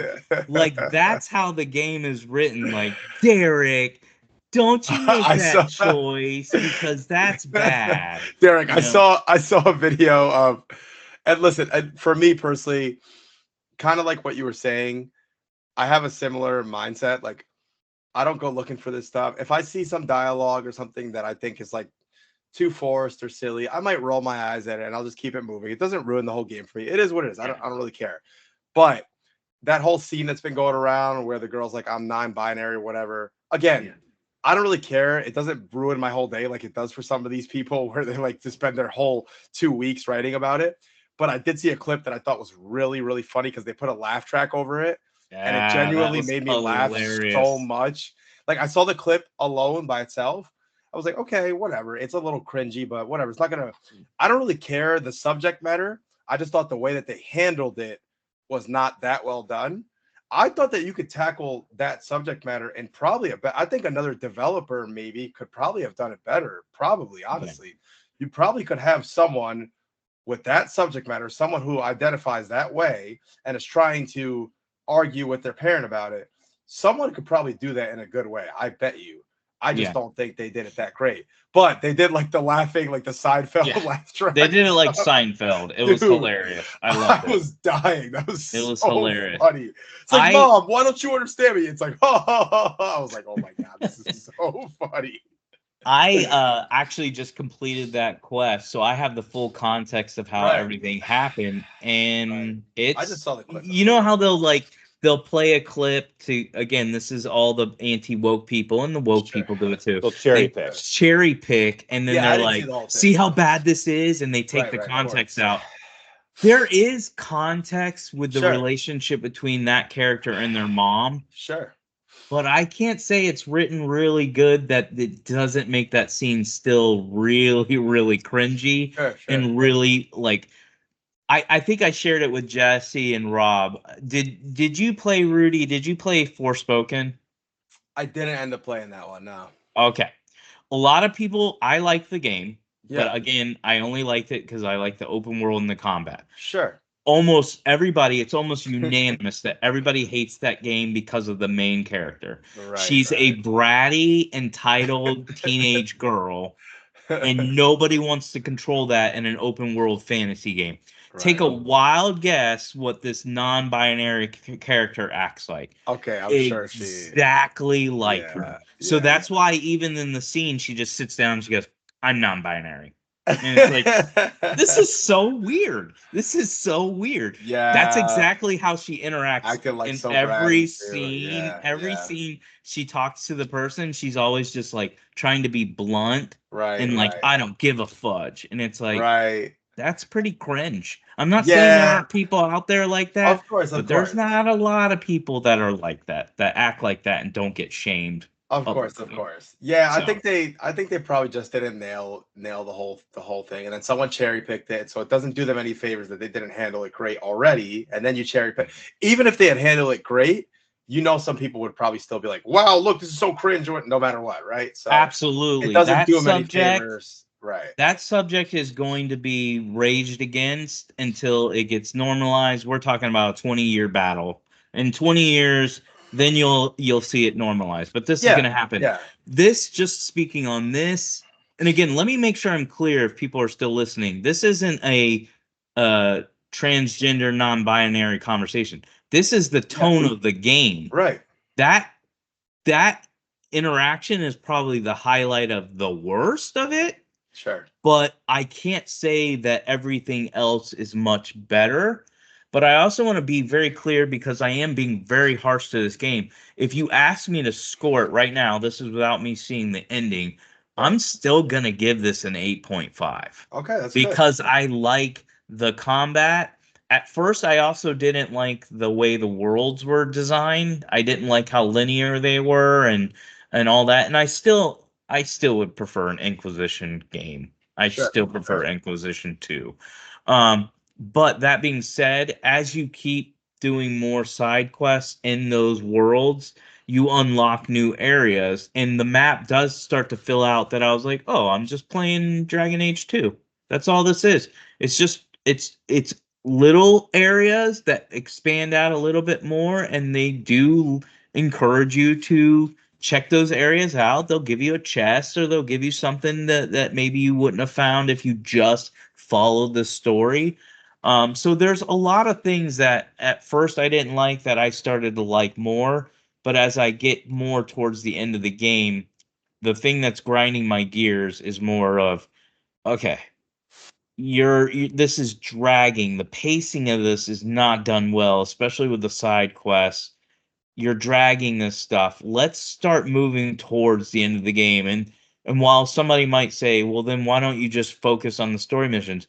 This is one of my favorite franchises. I want to see everything. I want to be wrong. So I'm going to play everything and see how everything concludes in general and then give my final verdict. But as of now, it's an 8.5 for me, with the hopes that the ending will take it to a 9. If not, it's an solid 8.5. Jesse, I actually think I'm a little Yeah. lower on it than you are. I'd say it's probably closer to an 8 Okay. for me. But that's probably just because with these kind of role-playing games where you tend to focus more on the combat and you stuff like want the that. choices and Yeah, the I want dark. the choices. I want to engage with the characters and things like that. And yeah, it's a major complaint I have about modern BioWare in general is that they just don't know how to write good characters. They I just think don't. most of their good writers are gone. The ones that are left behind, you have to remember that a lot of these big studios are also activists now. So the writing is becoming more indoctrinated activism. So um a lot of this game feels like that, and that was my big issue. And then I said I didn't have a problem with the art design, which I don't. Like if just looking at the game, I don't have a problem with how it Yep, looks, I agree with that. but the art design kind of with the tone of how they talk makes me feel like they were here's this is just a theory, but this is what I think happened. For those who don't know the history of this game, this was in development for 8 9 years. It started 10 out years. as a 10 years. It started out as a co-op game. They were trying to make, like, basically take Dragon Age and make it the next Destiny is what they wanted to do. Like kind of what they did with Anthem but failed. When Anthem failed really really bad, and everybody and their mom started screaming at him, "Don't you dare do this, Dragon Age." They revamped it and went, "Oh, we're doing single player only." Here's where my conspiracy theory comes in. Yeah, you did single player only, meaning, okay, we just won't do the co-op and we won't like bombard you with like loot that you have to pay for. But the design of the game, the character design, the tone of the talking, that's all like if you go look at all of these like shooters, even like Concord, all of them, it's the same type of design and same type of tone. They didn't change that. I think they kept that all intact. And I think that really, really hurt them here because I think the people in charge of this game don't know. They'll say they do. They don't know what the tone of Dragon Age is, the franchise. And you could say, well, it's growing and changing, so you need to adapt. That's dumb. That's like your favorite rap artist being like, my next album is all metal. I'm not even going to rap. It's just me screaming into a mic with heavy guitars. And you have to adapt to it and be okay. That's a tone shift that you're not on board with because guess what? You listen to them because they're a rap artist, not because they're a metal artist. And that's where I think they really missed the mark of we don't know what the identity of Dragon Age is. We're trying to change it, but we're also trying to sell it to you that it is this way.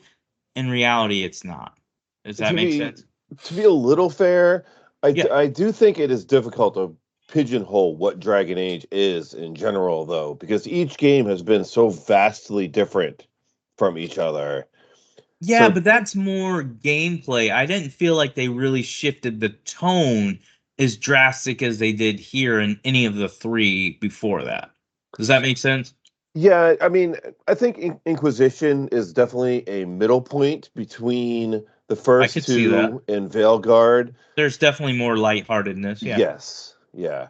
So I think they were probably moving in this direction anyway, and Inquisition is 10 years old at this point. So, I mean, that's the last game that they wrote decent characters in.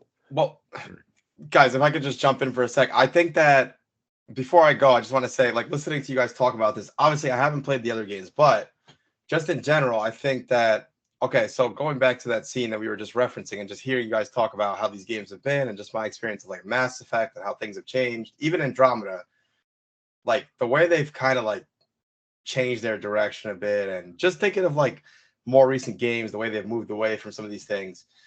Do I agree that some of these games, are there some people working at these companies who've maybe, due to like influence and what they see and what they think people want, have they maybe changed the way they've done things? Of course, right? Like that's like quote unquote like customer business, right? Customer service, of course. However, do I also think they're maybe adapting as well? Yes, of course. But is there a middle ground that they can reach? Yeah, like some of these things that we're experiencing now, some of these new things that we see and hear, and the way things are changing, right? Like someone's got to be the first one to maybe bring some of these things up in a tasteful, like good way, right? Some companies try to do it and they suck at it. You see, sometimes it feels like forced and not done well, and they suck at it, and we all criticize them for it, some more than others, right? And they get lambasted for it. People talk all this junk. So here's age trying to do it, stop, in like a good way, whether they do it good or not. Someone's got to be the first one to try to do it in like a serious way. So here they are in their game, trying to like put it into their story. Which, as far as I can tell, I don't know if I don't know if you guys can think of an example where there was like some non-binary character in like a big AAA game main front and center storyline, right? I don't know if that's been a thing, has it?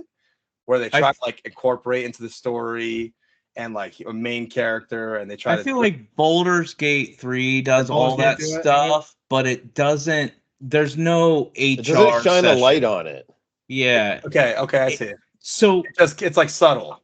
I didn't talk about it a lot, but I should have. And Jesse, I know, can chime in on this because he played Baldur's Gate 3 too. Baldur's Gate 3 is just as woke as this game if you want to look for it, because they give you access to literally do whatever you want, and you can do anything and everybody's anything in those games. Of course, I get it. But they literally go, the game is up to you. They don't force you into things. I think if you play this game, I think you'll go, if you remember what I'm saying, you'll be like, I get what they're saying. Everything feels like they're directing you into making certain verbal choices or gameplay choices that push whatever the story they're trying to say. Which, again, if you're just creating like a single player game with a story that you want to tell, that's not an RPG built off of decisions and choices, okay. But this franchise, its identity is, and this is BioWare, this is their entire identity, is basically, we're an RPG that lets you play however you want to play and make dark choices or make light choices. Be non-binary or don't be non-binary. Be racist or don't. Like, they let you do everything, and Baldur's Gate 3 does that. It never makes you feel like you have to do this. Baldur's Gate 3 has an entire playthrough dedicated to just being an asshole, basically. No, I totally get what you guys are saying. And this is me really just arguing for, I don't even know if I believe this stuff. I'm kind of just thinking out loud. I totally get what you guys are saying. I guess I'm thinking like, is it important at all? And again, I don't know if I really think this. I'm just whatever. Is it important sometimes when it's like a new topic think of like the first time ever there was a game with like a gay person in it, right? Is it important ever to literally be like more direct with it, to make it like more of like a normal thing in the beginning, to then later have a game like Baldur's Gate 3 where you don't even have to say it? It's just something that's normal and not even a big deal. You know what I mean? I think even with this character, whether you want to say I'm biased or not, I think if you write this character better, I think I'm a mature adult. This is my opinion of myself. I could literally be like, I could like you. I'm telling you guys the truth. I cannot like this character. Yeah. They're really, really annoying. I don't think I'm being biased. She seems annoying just from the little interaction I She saw. is just obnoxious, and her With the freaking tone nose of ring her, and everything, and oh she god, like it makes sense that she's non-binary because she literally has no identity. She oh has no boy. idea who she is. She's just like this lost person that runs her mouth. That's all she does. And so I didn't. That's my major issue is the writing, and I'm no writing scholar, but I can tell you if something's like this is off, this is cringy, and I can say it's across the board. It's not even just her or that situation. I can look, like I said, that's a 30-second scene, and you can hit the B button over and over and skip it and just go, I don't want to hear you. I don't want to hear you. Right. So it's a non-issue that scene's in the game. It's the tone of the entire game is very, it can be at times preachy, but it's just, for me, it's more the cheap, happy-go-lucky, we're a team built on happiness, and we're gonna win this, guys, even when things are Power going of bad. friendship.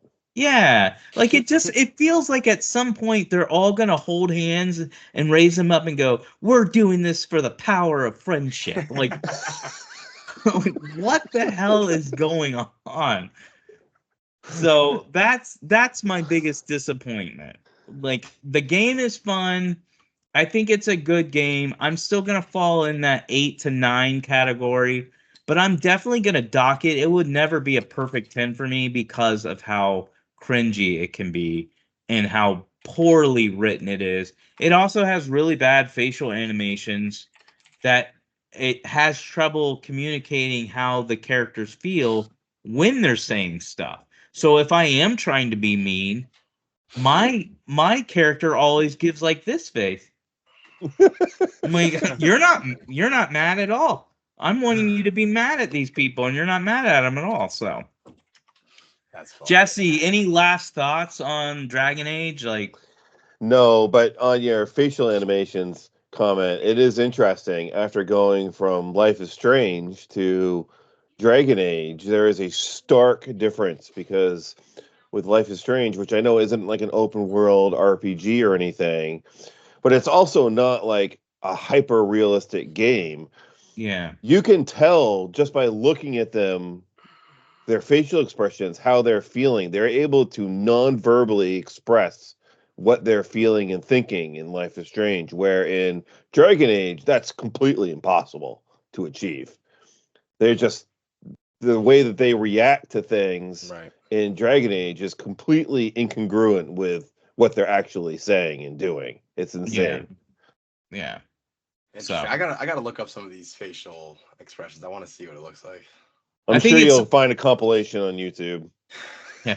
I mean, I think the art design plays a part in it, but I also think it's just, and Jesse mentioned this before, it's a continuation of what Andromeda was. Like, the biggest pet peeve in Andromeda was the facial animations. Yeah, people are complaining about bugs, but even when the bugs were fixed, your main character is like always like this. You know, But it like, doesn't make any sense because in Inquisition wasn't like that.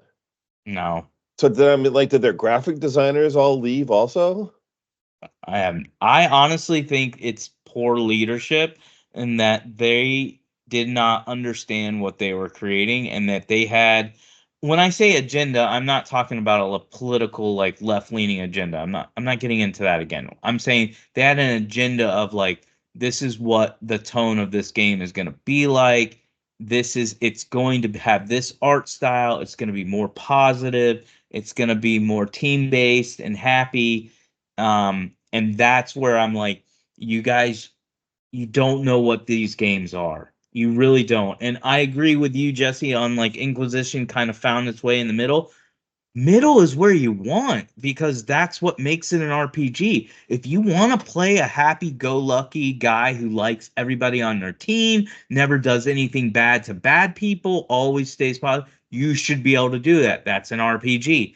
If you want to be evil and treat people like trash, even like your teammates, betray them, kill them, whatever, that should have been an option in this game. And there's no time in this game where I felt like, even when I let me put it this way. The choice I made against that one character that was upset, yeah, you could make the excuse of like, well, you had to pick between one or the other. It was all happening at the same time. So maybe there's a little leniency, but the repercussions of what happened would take a while for that person to heal from the hurt and damage, because in a real world situation, even if you could use logic and go, logically, this person had to make a choice between two things that were happening at the same time.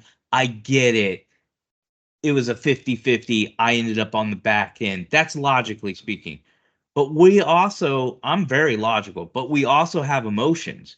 And you can't tell me, if I'm looking at my world and going, my entire world fell apart because of your choice, there's going to be a little bit of resentment, especially since you're not even my BFF anyways. We just joined up a few missions ago. So I'm not going to be that loyal to you. I'm going to be pretty angry. I'm probably going to hold it against you. I'm probably not going to just take a couple one-liners at you and then later be like, you know what, boo? I think I'll sleep with you. You're my type. Like, there's gonna be a little bit more that would happen, and that's not in this game. And I feel like in all the other games, especially like Rudy, if you're gonna start one, I'm gonna tell you, you're gonna look at it and be like, this is ugly. But I'm gonna tell you, Origins is the way to go, because it'll hook you in in the first 30 minutes. It'll hook you because of something that happens in the story. You're just like, oh, this is dark. This is All right, real you know dark. what? I'm gonna get out of here. But before I go, I want to look at how long Origins is, because this is totally what the problem that I have with video games is. Like, I hear something, sounds interesting, and then totally lose focus on what I'm playing, and then I want to play something else. Wow, it says Origins main story is 40 and a half hours long. I'm assuming there's some DLC for Origins as well. There is. Let's see, Dragon Age Origins DLC. Let's see what we got. I will say, I think Dragon Age Origins is the one that has aged the worst. Really? Gameplay wise. Okay. Witch Hunt I just booted it up on my Xbox to play it with a controller. Because if you try to play it on PC, unless you're cool with keyboard and mouse, you can't play it on a controller unless you mod it. I'll play on my Steam Deck. That could work, right? Yep. I tried to, but it still relies on you using like the pad, and that was when I was like, oh, I'm not gonna do that. I want to play with a controller. It says Dragon Age Origins. Then it says Dragon Age Origins Awakening. Is that Golems and Hunt? Is that like two DLCs or something? Or the Golem one is technically DLC, but really it's just adding a new companion. It's not real like DLC. And then Awakening is like an expansion. It's the only thing. Yeah. Okay. And then I see. So Hunt is like an actual like expansion pack or like new content? No, Awakening should be the only one that has like an actual Awakening. Story. I see. Okay. Then it says there should be like a Dragon Age Origins Ultimate Edition that comes with all the DLC. I have that, yeah. And Awakening is the only like expansion that I would play after you beat the main story.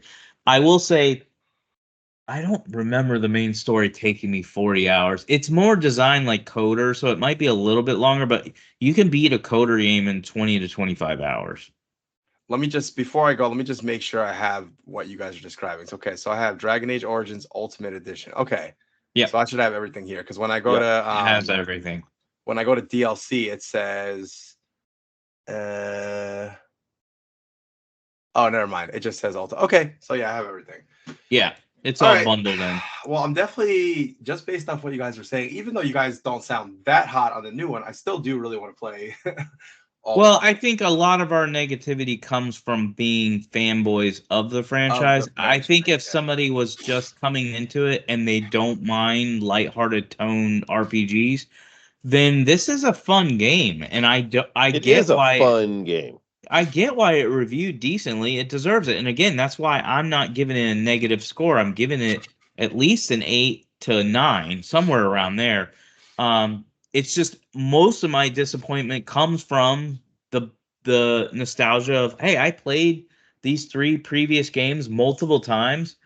I'm invested in this world, in the lore, and the tone, and you missed the mark on so many ways.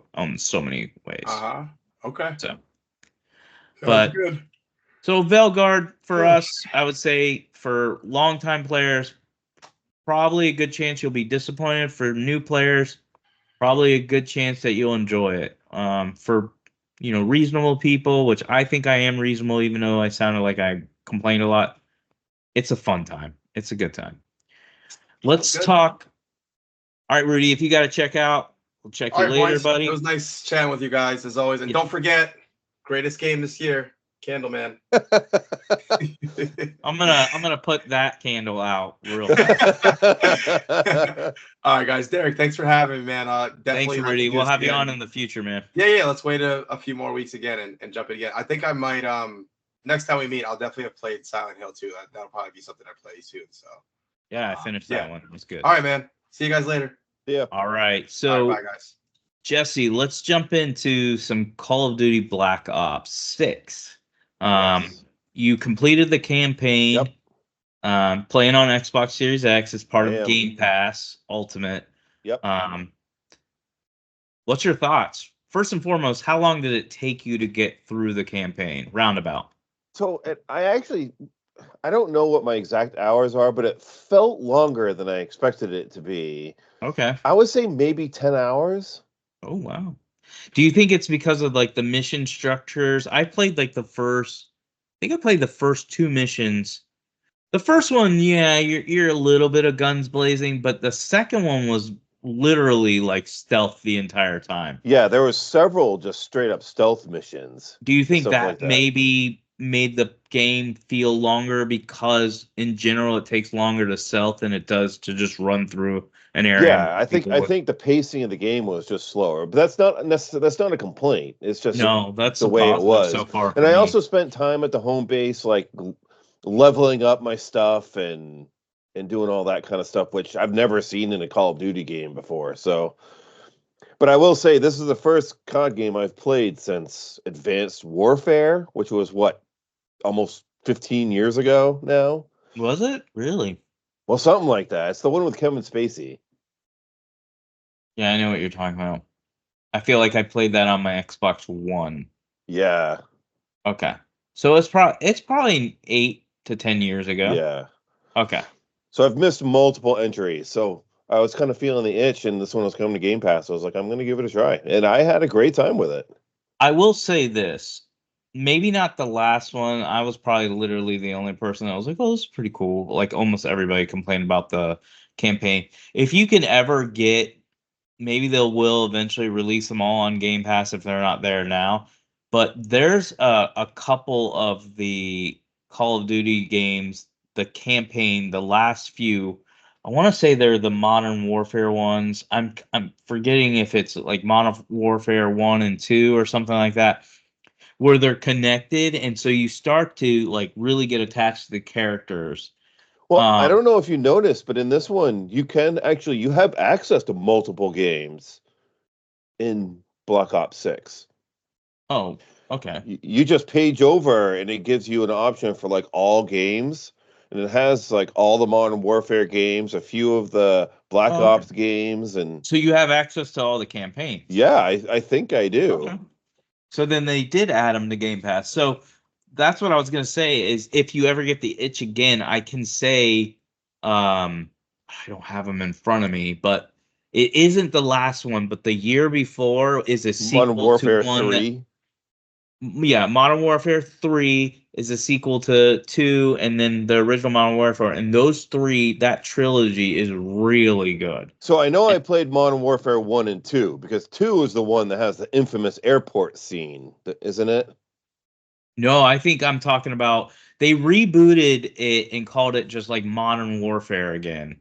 Oh, okay. And it has like some stealth stuff. They started changing some of the mission structures in that game. And I was like, I remember Tim and I being like, we really like this. And then they released, I don't know if it was 2 years ago, but the sequel to that one, it was like the same characters. Now this one, I've only played a little bit, but there's a character you meet at the end of mission 1. He's got like glasses and blonde hair combed over like me.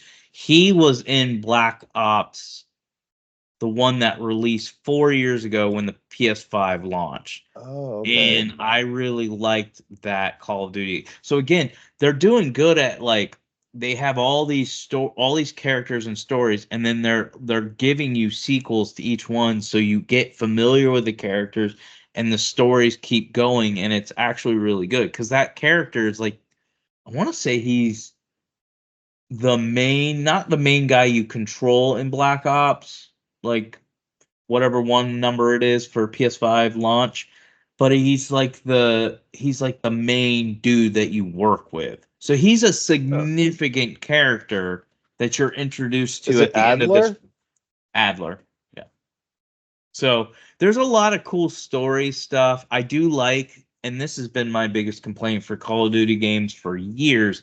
I do like that they are trying to go, okay, we know the draw is online, but there are still this group of gamers, and this happens with Mortal Kombat. That's why Mortal Kombat invests so much money and time into their single player campaigns, is because there's like they're the biggest fighting franchise in all of fighters, and most of it is because yes, people love the online, they're part of the tournament scene, they're popular, but it's also they have this huge group that's loyal to their campaigns, and that's all they do: play the campaigns and then they duck out. And that's me pretty much. Well, that's what Call of Duty has too. They still have this group of people, we are the minority, that just play the campaign and move on. Mm-hmm. And so they've gotten really good at, not only they've always told good stories, but they're starting to realize, okay, just running in, shooting everything in your mom and never taking cover and never any real mission variations except for you're now controlling a helicopter that shoots missiles. Like you're still shooting stuff. Right. This is, they're starting to get more into, last one they try to do more open areas and open mission design. This one so far, I haven't done all of them, but they're really locking into stealth. Like they're not relying on shooting at all in some of the missions. So they're doing more interesting things. But my There question was- to you, go ahead. Well, I just want to say real quick, based on what you're saying about the variation in missions that they're introducing. There's a couple missions in 6, one in particular that's basically a straight up horror level, which is it took me completely off guard. I wasn't really expecting it at all. And it was See, pretty that's cool. Yeah, Yeah. that's what I think they're trying to do. I think they've heard the feedback. Maybe they're, as designers, getting tired of, hey guys, can we stop copying and pasting with this? Nope, we're not going to lose sales because we make a change to the campaign. If anything, we might gain sales. We're always going to sell well because most people are here for the multiplayer. So I do like that they're, I feel like, taking more risks. They missed on the last one, but it sounds like, from not only your impressions but just reviews in general, this was a hit. Like a lot of people loved the campaign for this one. What about the story? As somebody who doesn't know who all these characters were before because you didn't play the previous Call of Duties that are tied to this one, what's your thought on the characters, the story, and so on? So, I mean, I don't think it was like world-shattering story writing or anything like that, but it was uh, like a fun popcorn adventure, basically, to me.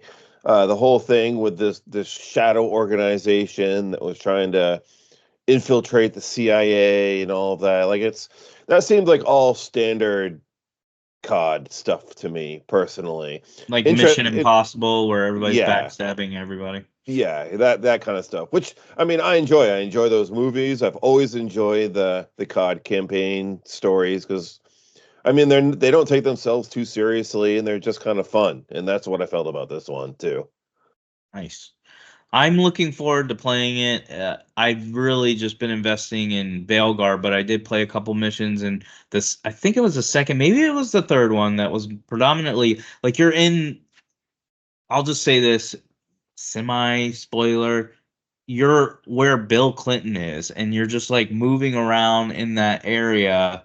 Uh, doing like some investigating reporting type yep. thing. And I was like, this is pretty cool. And it was interesting how it was done. And you can make some small little choices that impact how it plays out, how you manipulate the situation. So I was like, and again, I've heard so many people talking positive about it. I was like, I gotta get to this, but I didn't want to get too distracted from Dragon Age, so I keep pressing on through that.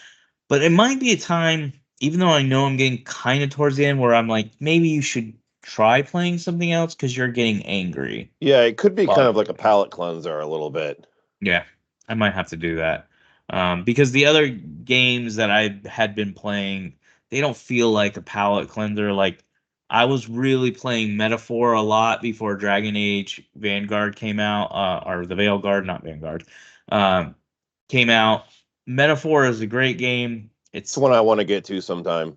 It's very Persona-ish, but because it's in like a different, aesthetic, like it's totally different fantasy world than a high school. Um, it feels different while you still, as you play, you're like same Does it, systems. not to change off of COD, but I just have a question about Metaphor real Oh, quick. we're moving from COD, so yeah. Unless you have more you want to say.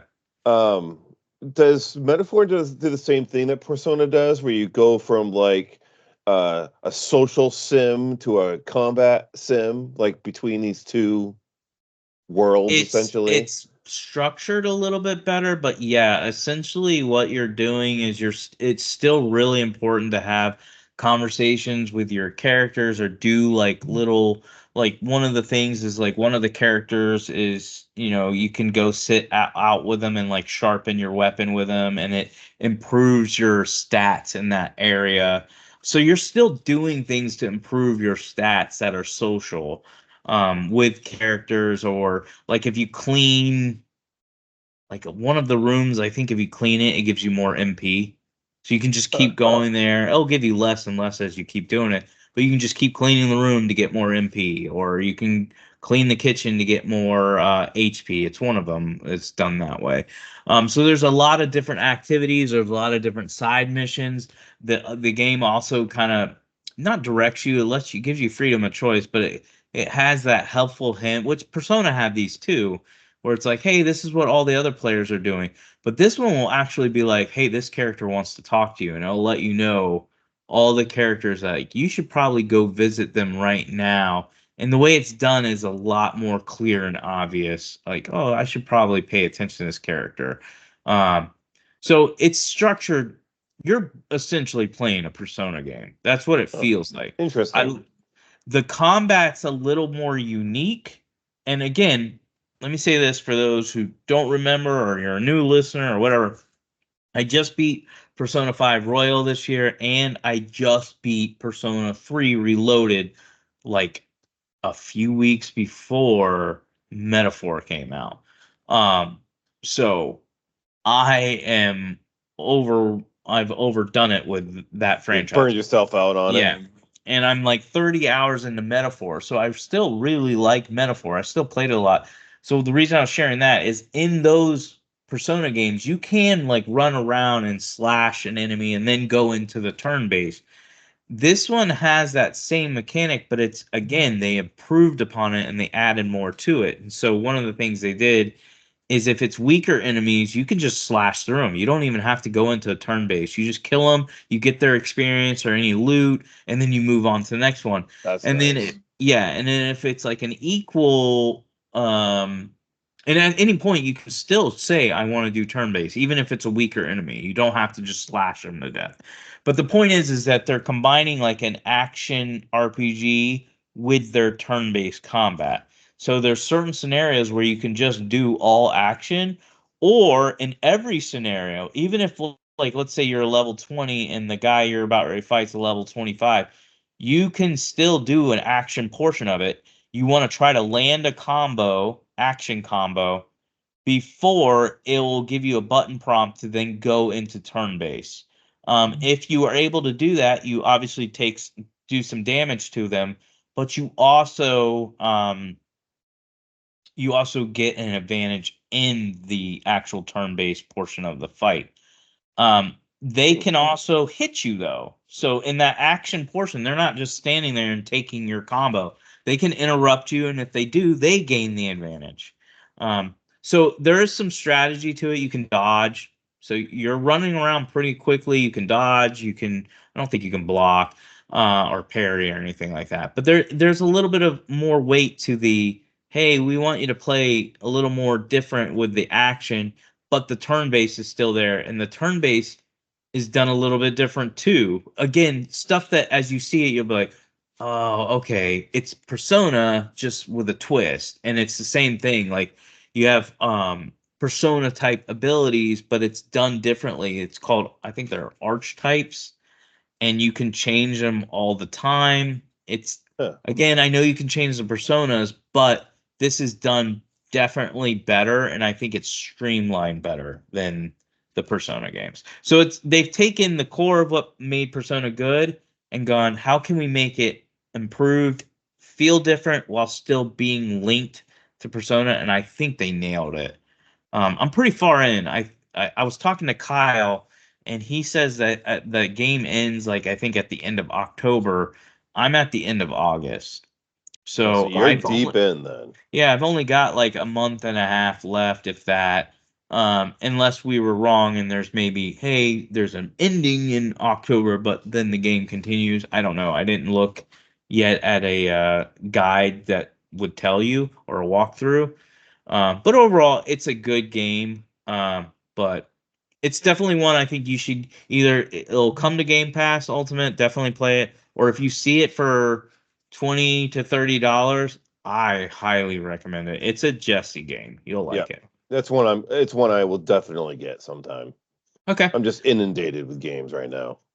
I think we all are. So I wanted to end the show. I know you can't really talk on this, so I won't go too long because I have done a lot of talking tonight. But I wanted to end the show just for those listening, giving a little bit of my PS5 Pro impressions. Mm-hmm. I bought a couple of PS5 Pros, and I've set one up on my new Samsung 77-inch S90 TV, which I think, and as somebody who owns like 10 TVs/monitors, this is easily the best one I have. That's how high quality it is. And then I also set the other one on one of my mini LED 32-inch 4K 144 hertz monitors. What's cool about both of these monitors/TVs that I set them up on is they do tell me the frames per second, while also telling me what resolution it runs. So, I'm no Digital Foundry, but at least I can see, like, as a gamer who's messed with a lot of frames per second, I can tell. Like, as soon as I do something, I'm like, this is a 30 frames per second mode. So I can tell, but I can't tell if it's like 50 or 60. Sometimes I'm like, I don't know. So I tested a lot of games. Here's my official stance on this so far. Yep. And for those who are interested, I've tested over like 15, 20 games. Most games that I'm playing are doing anywhere from 4K to from 50 to anywhere from 80 frames per second. I don't think I've played any that are 120 hertz, unless my monitor's lying to me. It did say that Liza, and I'll wait for Digital Foundry to tell me. It did say Liza P is running at 4K 120 hertz, and I was like, wow, if this is true, that's pretty impressive. Liza P is a really, really pretty game. Now it's pretty linear, but it's gorgeous. And it looks good, and it definitely runs good. So But I have been seeing articles and stuff that say that multiple games aren't hitting that 4K 60 that was advertised and touted. Do you not buy that? It sounds like from your experience it is. Oh, I'm sorry. What were you saying? I got a text message and I got distracted for a second. I've seen multiple articles saying that the PS5 Pro is struggling to hit 4K 60 on a whole list of games. But it sounds like from your experience, it does seem to be pretty successfully hitting that. So what it's doing is there are certain modes that are, I guess, technically, and again, I'll wait for Digital Foundry. This is something I can't test. Digital Foundry to say it, but most of the games are 4K, and if you're doing 30 frames, you're picking like a ray tracing mode. Like for instance, when I first put Dragon Age: The Veilguard in and downloaded, I think that was the first game I did because I had the disc, so it was quick to download. Um, there is like a 30 frames per second mode still, even with the Pro, and it basically it's because I think it was patched kind of lame. There is no like Pro mode. There's still like what you have on yours. You have quality and performance. Well, the difference is quality is literally just the same quality mode you have. I get no difference. If there is, I can't tell. It's definitely not 60 frames per second. But if you do performance, of course it upticks it to at least 60. It might be a little bit higher. I didn't check the frames per second when I was running that game. But it definitely is doing at least 60, but the performance visuals don't drop. They stay at the quality level, which is what Mark Cerny was trying to sell everybody on. So what I was going to say to answer yours is if somebody's saying it's not hitting 4K 60, there are a few games where I like Dragon's Dogma 2 more runs at 50 than 60. Dude, I've played games at 120 frames per second. 50 and 60 are very close. I don't like at all. I'm not even making an excuse. It's not a deal breaker. Is the game running at 4K? Not native. It's probably Is it using that PSSR. checkerboard thing? It's using PSSR. So for those who don't know what PSSR is, all it is like NVIDIA's DLSS. So it's not checkerboarding because it's way better than that. All DLSS is and this PSSR is, it's taking what the PS4 Pro would checkerboard, and the PS4 Pro didn't have any AI systems built into it. So it would literally go, okay, let's say we're playing on a 4K TV and I'm playing Final Fantasy 15, and we go, well, I can only run Final Fantasy 15 at 1600p. Okay, so we'll put the 1600 dots on there, and then everything else will be checkerboard. And we'll run it at 30 frames per second, and it looks better because they're still rezzing it up so it doesn't look as bad. But you and I know I have. I don't know if you saw it if you had a Pro, but the Pro, you could tell this is not native, like, right? So then what's the difference between checkerboarding and PSSR? PSSR has built-in AI that then fills in those boards that are unchecked and fills them with actual data. So it gives you, when you're looking at it visually, if it's done well, and not all games are done well, and not all like FSR, which is AMD's version of DLSS, it doesn't do it good at all. Yes, it fills it in. You don't get the checkerboard look, but the way it aliases all of the games, it makes most of the games look terrible.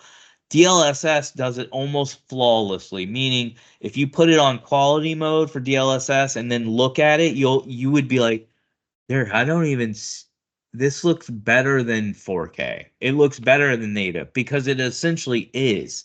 It's just done better, and you get a smoother frames per second, you get higher frames per second, and you get that native quality picture. For PSSR, so far with all the games I've played, there's never been a game where I've been like, ooh, this PSSR looks bad. And the testing I did see Digital Foundry do, again, on a limited sample, they literally said it's not at DLSS level, which I would agree, but it's better, and this is good. It's better than FSR. Because my real fear was I'm gonna buy this machine because of all the hype they've done with it's gonna be quality mode with 60 frames per second. In reality, it's gonna be fake 4K that's not done well because their PSSR is shit, and I'm gonna be upset. I don't feel like that's what's happened. I feel like it's a step down from DLSS, but it's better than AMD's FSR. And FSR isn't god awful, it's just not good. So this is where I would, at least so far in the testing I've seen, I would put it at good. So you do feel like you're looking at 4K and you do feel like you're playing every game at 50 to 80 frames per second. When I say 80, literally, uh, Stellar Blade has an 80 frames per second mode. Horizon can be uncapped and you can play it above 60. And Horizon Forbidden West and what's the first one called? Zero Dawn. Zero Dawn Remastered. Dude, as a PC elitist, it's on board with my PC visually. That's how beautiful they make their games. They're so beautiful. So if they can pull off native 4K and then run it at 60, you're getting like a really, really good picture. So to summarize, I would say of all the games I've played, I've been impressed on almost every game. I feel like visually there is an upgrade, but like I said in my post in our group, I just said, look, unless you're a tech head like me who has $700, this is this is not a day one. This is you either wait until you have the money and you're like, you know what? There's been a few PlayStation exclusives that have come out day one that are not on my PC. I can't get them on Xbox. I can only play them on PlayStation. I want the very best. Then I can say, you're definitely getting an upgrade here. But it's not an upgrade that's significant enough that if you're not a tech head, I would tell you you should still buy this. Like the PS4 Pro, I know a lot of people didn't buy it. Only 20% of the market space had a PS4 Pro out of 100%, of the PS5 sales or PS4 sales. Um, but it was worth getting because it was only $100 more than the base PS4 at the time that it released, and it was literally the same price as the PS4 when it released. It was $400. They didn't do that here. They didn't go, well, we're going to drop the PS5 to 400 and we'll sell you the PS5 Pro for 500. They didn't do that. They went, we're going to sell the PS5 for 500. We're going to sell the PS5 Pro for 700. And I think with that price increase, while I think the tech is there for your average console gamer, it's not worth $700. That being said, when GTA 6 comes out, I think it's going to sell really well because GTA 6 is not coming to PC day one. It's a console exclusive day one. Clearly, unless Xbox surprises us, which I know they already canceled their midlife jump, console jump. So this is the Pro is it until we get the next consoles. Is so your best GTA version confirmed for next year? It's supposed to be 2025 fall. It's not confirmed, but there was like a data leak which said fall 2025. Because I was wondering if it ended up slipping into 2026, if it would be possible that we would just have new consoles by then. I don't think we will. I think this gen has gone slower than other gens. And if you really look at the way they're doing things, especially like with all the failures with PlayStation recently, and even Xbox has had hardships, I don't think they're going to rush new stuff out. I think they're going to try to recoup, and I think they're going to try to make this. The only one that could change it would be Xbox. Sony's going to make this gen last as long as they can. Why? They're number one. They have the superior system now. They have the superior system. They get the most sales and games because most gamers game on their PS5. They're going to push this out as long as they can because Microsoft went or Xbox went, hey, we're not going to do a mid-life cycle jump. I could see them being like, well, guys, we need to make a move on Sony and kind of undercut them. And I don't know if they will or if they even can. Undercut them and release ours maybe a year before Sony was even thinking about releasing the PS6. I think that would be smart. I don't think, I'm going to be honest, this isn't me being an Xbox basher. I feel like there's a ton of moves Xbox could have made that would have been smart, and for some reason they just don't do it. And I'm like, I don't understand why. Why wouldn't you do it? So I don't know if they'll do it, but I think this life cycle is going to last longer than the last one. I think the last one was 7 years. I think this one's going to push 8, 9 years. Honestly, I am not completely convinced Xbox is even going to make another console. I think they will. I really do. I think they're building it now. I know obviously they already designed it, but I think they're already building it now. I just think If they do, it could be their last. could be. I just think they have to. We've talked about this before. They've got to get more exclusives on their console. You can put it on PC. I'm talking console Yeah. exclusive. You got to get more exclusives coming out consistently because I think that's what changes the messaging. Right now, we can admit that gamers in general are biased. Well, they're human. Most humans are biased. The bias is negative towards Xbox, positive towards PlayStation.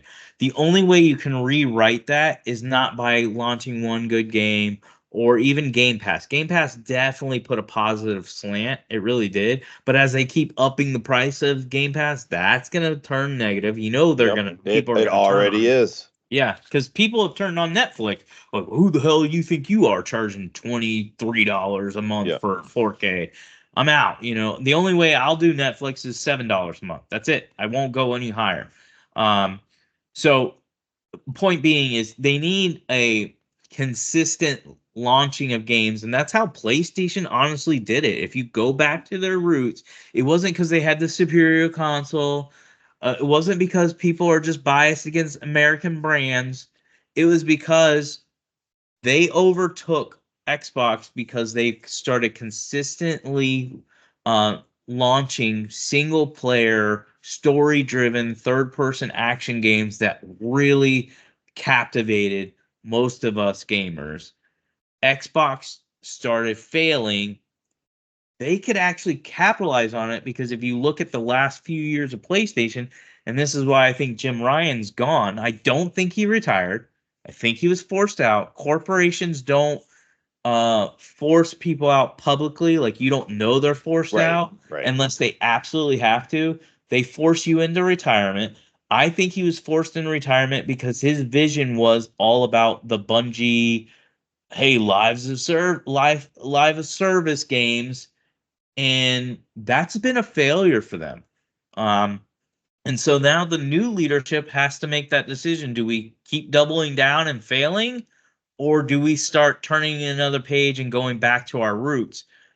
What I was trying to say is I think Xbox could jump on this, and I think they're trying. Don't get me wrong. They've got Indiana Jones coming out in a month. I'm gonna play that. I'm gonna give it a Yep. shot. Doesn't seem like a Derek game. Not because I don't like Indiana Jones. I do. It's more like stealth driven, and I'm like, oh, I don't know if I can do a full AAA stealth game. That might not be a Derek thing, but I'll try.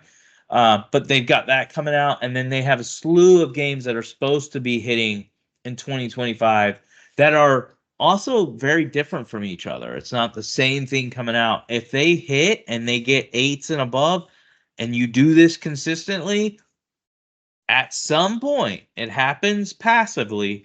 Gamers are going to start going, wait a second. There's a lot of really good games that I want to play. Because right now What? we're in bias zone where most gamers can go, that game sucks because it's on Xbox. I have no interest in playing it. It's so hilarious when I saw rumors of like Halo and Gears coming to PS5. I'm not going to say all these people were saying this, but I sure as hell saw a lot of people in PlayStation only groups talking about how I can't wait to play Gears and Halo. Wait, those franchises sucked. What are you talking about? Why are you so excited about it? So there's this bias of like, if you're not in my ecosystem, you suck. But if you grow your library so big, eventually you defeat those biased voices, and When people will just start being like, okay, when Xbox was buying all those studios, what I really wanted them to do to combat the single player story driven approach that Sony's been so ridiculously successful with was to become this major RPG publisher, because they have all of these studios that can create just incredible role playing games, like Obsidian and In Exile, that are proven track record developers of creating incredible RPGs. those buys, they bought those studios years ago, and they still have come out with nothing, and it just blows me away. So I was really hoping Xbox would just come out and become like the platform for RPGs if you wanted to play on console. It's a future that could still happen, but they are dragging their heels, something awful. Yeah, and I was hoping, like you said, they have so many developers who have a pedigree in that field that have done so well. I was hoping for that too. I still think Obsidian is going to have a better game than what people are previewing, Yep. Avowed for, or at least I'm hoping. But I also think there is. I'm not going to go like a full conversation because we got to start shutting the show down. But like, I still think there's a bias that things don't even preview that well because there's almost like this negative connotation that it's a Microsoft release, it's not going to be that good. And again, I'm not saying that like casually, like, oh, I'm all into the wars. I'm saying if you look, Avowed looks like a decent RPG game. If that was being presented as a PS5 only game, I think it would be previewing better. That's just my opinion. Or even a Nintendo game. Yeah, I think it would be previewing better. I think there's a lack of trust associated with Microsoft, and there's that bias. And again, maybe they've earned it fully, maybe they partially earned it. But when you see a game's launching only on that platform, there's a little bit of a, is it really going to be that good? Because unless it's like Halo, it's not good. I do wonder what the reception to Starfield would be if it had been a PlayStation game.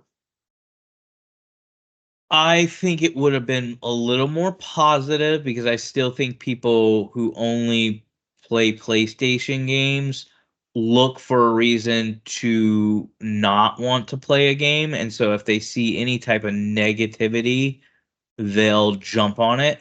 Yeah. That being said, as somebody who enjoyed that game and would give it an 8.5 and started liking it even more when I started. I thought it was rough, to be honest. I thought it was rough. I still think they're very dated, and I don't trust that studio to be able to create a what I consider a modern RPG or action RPG the way they used to and captivate us. It's kind of, we really actually talked about it without saying this.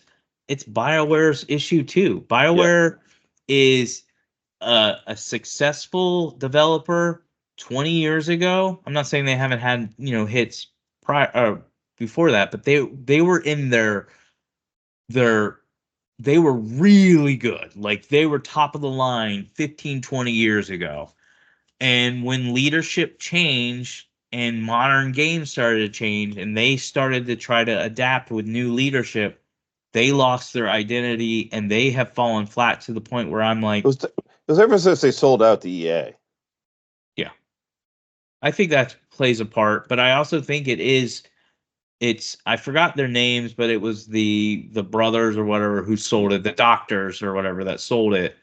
Those guys were the ones that knew how to run the business. They knew how to develop games. They knew how they needed to be structured. They knew the BioWare magic. They're gone, and they've been gone. And since they've been gone, yes, BioWare has released games I personally like, but they haven't released a game that's been top tier and beloved other than maybe Dragon Age Inquisition, which still is very divisive. Did win some Game of the Year awards. It did. Inquisition did, yeah. But it was very divisive among a lot of gamers. So, it's not one of those where it's like everybody loves it. So a question to end the show on. Yeah. Which developer do you trust more today to make a good game, BioWare or Bethesda? Oh, BioWare still. You think so? Yeah. Because I still like Veilguard. I think Veilguard is on a similar quality as Starfield.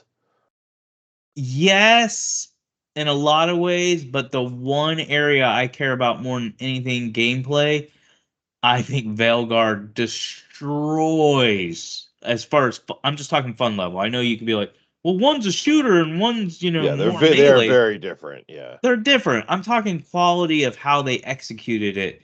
One is really fun to play and really done well, like top tier. The other one is really janky, and it's like, I don't know what you're doing. Like, you didn't do this very well. And it was the same thing with Fallout 4. Like, I like Fallout 4. I still enjoy it. I think it's a good game. But if you play it, shooting wise, it's improved, but you would never play it and be like, this plays just as good as Halo or Doom. Right? So it's not that type of first person shooter. It's not at that quality level. But then you're also like, think about like Fallout 3. You're like, well, what made Fallout 3 a really good game combat wise? Well, that system Yep. is what saved it, because it had really bad shooting. Yes, so it that did. system. So you really played that more as an RPG and less as a shooter, which is what I pretty much had to play Fallout 4 as. I was like more leaning on the VAT system. So that's why when they took the VAT system, I know it's in there, but I'm talking about freezing time out of Fallout 76 because it's a multiplayer game.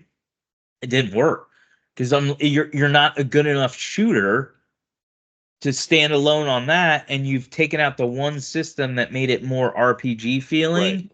and fun. It's just also really cool to watch somebody's head blow off in slow-mo, and you've eliminated that. So I just don't think they know how to do gameplay real well. They struggle with it with shooters, and even It's the same with Elder Scrolls. I don't care how mean, much you love Skyrim. Skyrim is not objectively a fun game to play combat-wise. It's not. It's not done that well at all. It's not terrible where it's broken, but it's not. functional. It's functional, but it's not one. I haven't talked to one person that ever said, I don't care about exploring Skyrim. I just play it because the combat's fun. Nobody plays it for that. They play it because they're like, I'm put in a playground and I can go anywhere. And the combat is functional. Dragon Age the Veilguard, this isn't a playground. This is heavy-handed on combat, and I think they do it so well, and it's so much fun. Sure, it can get repetitive, but most games are. But it's done so well and so much fun that I give them the edge. I just think they're losing it when it comes, and we talked about it tonight, on the writing and characters. Like, they've lost the soul, excuse me, of what made their games great. Yep. And then for Dragon Age in particular, they lost the tone completely. Like, it just doesn't feel like a Dragon Age game. It feels like a game that's trying to be Dragon Age made by a different developer, and that's not the case. This is the same developer, so Yep. it's weird. It's weird you don't know your own tone. Yeah, it is. It blows me away. But yeah. So, but overall, I think you and I both like it. I just think as huge fans, we're disappointed to It should have just been called something else. Yeah. And everybody would have ignored it. So they called it Dragon Age because they know. I know there's a lot of videos like Dragon Age is a failure, the anti-woke videos and stuff like that. I'm like, I don't think so. I don't think maybe sold pretty well from what I've been hearing. I think it's sold fine. And I didn't know this, but Dragon Age is actually BioWare's biggest franchise, meaning it outsells Mass Effect. I didn't know that. Because if you asked me, historically, I Mass Effect has not been a big seller. It really has not been. I thought Mass Effect was their biggest, like the original trilogy. I'm not talking about Andromeda. Even the original trilogy was never a huge seller. That's crazy to me. I thought that was the bigger one of the two, and no, Dragon Age apparently blows it away. And I was like, wow, okay. I think part of that is because the roots, Dragon Age has always been a multi-platform game. True. Where Mass Effect, it has been for most of its life cycle, but not its entire life cycle. I think D&D has a part of that too. D&D is so huge, and this plays into that fantasy world of being like a Baldur's Gate D&D type franchise. I do wonder if fantasy just sells better than sci-fi. For me, it does. Because if you ask me, Derek, which 3 games do you like more? Mass Effect 1 through 3 versus Dragon Age 1, 2, and Inquisition. I'm just talking like characters, story, and gameplay. I'm going to pick Mass Effect. But if you ask me what my favorite franchise is, it's probably Dragon Age. Just because I like the setting more. I like some of the darker themes of like Origins more. But Mass Effect, I'm not really into sci-fi. I've never been into sci-fi. but I enjoy the Mass Effect games. I feel like the original trilogy is better than the original trilogy of Dragon Age games, in my opinion. Man, that's tough. And It's really if I tough. had to rate it, it would be like one's like a 10, the other one's a 9.9. It's like so for those listening, still listening, it's very subtle. It's just more like I enjoy Mass Effect more, but I actually like the Dragon Age franchise more. I don't know how that happens, but it does. Whatever. And I this guess. game didn't help it, so because I Yeah. would probably say I liked Andromeda more than I liked this game. I still think Andromeda had better story moments, better mystery, better hook. This game doesn't, unless, And like even I better said, the ending. characters. Like I remember in Mass Effect Andromeda, there was one character that I genuinely liked. The Krogan dude, the old Krogan guy, was an actual awesome character. There are no awesome characters in Veilguard. No, because even my favorite one, his story and some of his acting is pretty lame-o. Yeah, he's a good character. He's not a great character. Yeah, and you haven't gotten all the way there, and I won't spoil it, but even like his actual arcing story, his companion story was pretty cool. And then the, I guess, twist or whatever. And I haven't played it out. I haven't finished it, so maybe it gets better. I was just like, this is kind of stupid. Like, you kind of ruined it. Like, it was acted, the way it was executed was done poorly. Yeah. And it could have been done good. And it was very predictable. So I was just like, man, this game. So I just want to make sure I'm very clear. I know I've been really hard on it, but it really is just from a fan perspective. Just as a gamer, I think it's a quality game. Yeah, agreed.